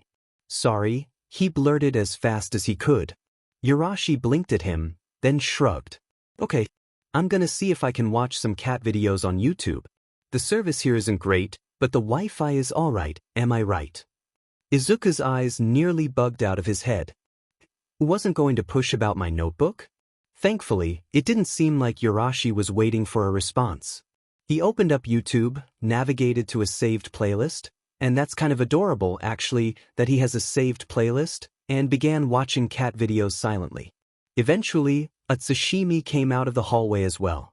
Her eyes sparkled with mirth as she came to sit next to Izuku without a word, looking at him like they were keeping a secret from everyone else. They kind of were, he supposed. "So, Midori babe," she started. Yurashi glanced up briefly, but quickly returned his attention to his phone, like he decided it wasn't any of his business. Izuku looked at her silently. "I know you said you're not interested in dating." Yurashi choked, but Atsushimi continued, completely undeterred. "But I was hoping we could trade numbers? I mean, honestly, if you don't get in? What's even the point of this school?" Izuku froze. That was two people asking for his number in less than 10 minutes. Completely unprecedented. And one of them is a girl. Part of his brain screeched. He flushed. Sure, he stammered, passing his phone. She winked at him as she took it. His flush deepened. She passed his phone back. Her contact name had a ton of hearts added around it. If his mom ever saw that, she might have a heart attack. He didn't change it, though. They waited around for about another hour before students began being called for their exit interviews. Atsushimi was the fourth person called. She flashed both Izuku and Yurashi an easy grin. "Best of luck, you guys. Hope I see you when the school year starts." As she walked out, Yurashi blinked. She's really confident that she's getting in. Izuku nodded silently. Izuku was the 10th person called. Yurashi gave him a broad, blinding smile. "Text me ya? Best of luck." "Same to you," Izuku said, a nervous smile pulling at his lips. He closed the door behind him when he made it to the interview room. The man waiting for him was wearing a smart button-up and had a scar over his left eye, leaving it milky and blind. "Midoriya," the man greeted. "My name is Kujaku Fumio. Please take a seat." Izuku sat without another word, looking down at his hands. Any energy that Atsushimi and Yurashi had given him drained out of him all at once. It was fine. They were probably just trying to be nice, after all. "So, Midoriya, I'll admit, reading the reports," Kujaku let out a harsh breath. "It sounds like this week has been one of the tougher ones we've seen." He paused. The silence hung between them thickly. "How would you describe your time here? Not just the drills, but everything?" Kujaku asked. Izuku kept his voice even as he answered. "It was what I expected, I guess," he said quietly. "Tiring." Kujaku chuckled softly. "Fair enough. Sometimes those expectations don't quite line up with reality, though, right?" He leaned forward slightly. Izuku winced as he felt it, wishing that he could turn his awareness off. "When you say tiring, is that more physically, mentally, or both?" Kujaku asked gently. Izuku shrugged. "Mentally most. Physically too, but that's easier." Kujaku nodded slowly. "Mental exhaustion is tricky. Makes you want to pull back, maybe?" Izuku didn't respond. "But you kept showing up," Kujaku continued. "What was pushing you forward?" "Same thing as everyone, I guess," Izuku said. "I want to be a hero. So I just kept going." Another silence descended. Maybe Kujaku was waiting for Izuku to say more, but Izuku kept his mouth firmly shut. Finally, Kujaku spoke again. "Did you find any moments worth holding on to? People who made it easier or maybe harder?" Izuku's breath stuttered. "I don't know," he breathed. "Some people were hard to read. Some of them were scared of me. Most of them didn't want me there." Then, against his will, more slipped out. "I don't blame them," he whispered. "That's quite an admission," Kujaku said carefully. "Did you find yourself trying to change how others saw you? Or maybe hiding parts of yourself?" Izuku folded his arms, trying to ward off a sudden chill. "I didn't have much choice," he said, and he sounded tired even to himself. "I'm not good at making people comfortable. Not everyone needs to be comfortable. Sometimes showing up is enough," Kujaku said slowly. "Did you feel like people saw you? Like you belonged?" "Not really," Izuku said, voice breaking slightly. He winced and cleared his throat. He shrugged. I'm used to being the problem though, he said, a smile pulling at his lips. He glanced up, hoping the levity would land. Kujaku's expression was unreadable as he leaned back in his chair. I see, he said. When you feel that way, do you ever want to fight back? Or disappear? Izuku ducked his head back down, shrugging again. Dunno. Disappearing sounds easier. But you didn't disappear, Kujaku said gently. And that means something. He let out a slow breath. Thank you, Midoriya. For being honest, even when it's hard. The beat. Especially when it's hard, Kujaku added. We'll be in touch with your exam results by the end of the week. Izuku tried to smile as he stood, but it probably looked more like a grimace. Thank you for the opportunity, he said honestly. Even if I blew it 100 times over, he didn't add. He was face down on his bed, ignoring the world, when his mom knocked on his door. Izuku? Sweetheart? She called from the other side of the door. Izuku flopped his head to the side. Not right now, Mom, he called back. The unopened letter from Ketsubutsu sat on his desk, mocking him. He glared at it. He refused to open it until Shiketsu's letter came in. He'd rather rip the band-aid off all at once. Izuku, there's a letter for you, his mom said. I know, Izuku groaned. He could almost feel her roll her eyes as she opened his door. Sweetheart, there's a letter from Shiketsu for you. Izuku bolted upright, dread curling in his gut. What? He breathed. It shouldn't, they said at the end of the week. His mom looked terribly hopeful as she extended the letter for him. They used priority mail, sweetheart. Izuku flopped back onto the bed. Oh my God, he breathed.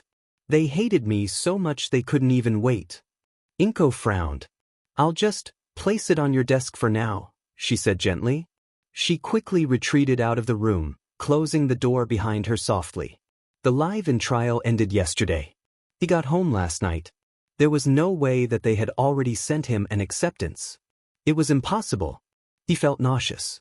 Even still, he grabbed both letters with his telekinesis, depositing them into his lap as he sat back up. He reached for Ketsubutsu's letter first. He did all right on that exam. He needed good news to give him courage. Applicant ID 4347. Dear Midoriya Izuku, we are pleased to inform you that, following your performance in the 20XX Hero Course entrance examination, the admissions committee has voted to extend you an offer of acceptance to Ketsubutsu Academy for the upcoming academic year. Your test results demonstrated a high level of control, tactical instinct, and DSPLN under pressure. While we observed a reserved and non-confrontational demeanor, your written responses and exam scores reflected a strong internal compass and sense of responsibility.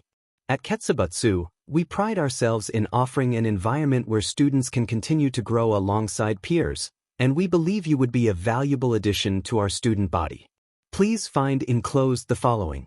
Enrollment confirmation form, to be submitted by March 28th. Academic calendar. Optional hero equipment registration packet, due by April 5th. If you have already accepted placement at another institution, we kindly ask that you notify us at your earliest convenience so your slot may be offered to another candidate on the waitlist. Once again, congratulations on your acceptance. We look forward to the possibility of welcoming you to Ketsubutsu Academy. With best regards, Tachibana Kiyomi, Director of Admissions. Ketsubutsu Academy. Izuku let out a shaky breath. Safety net secured. He could still be a hero.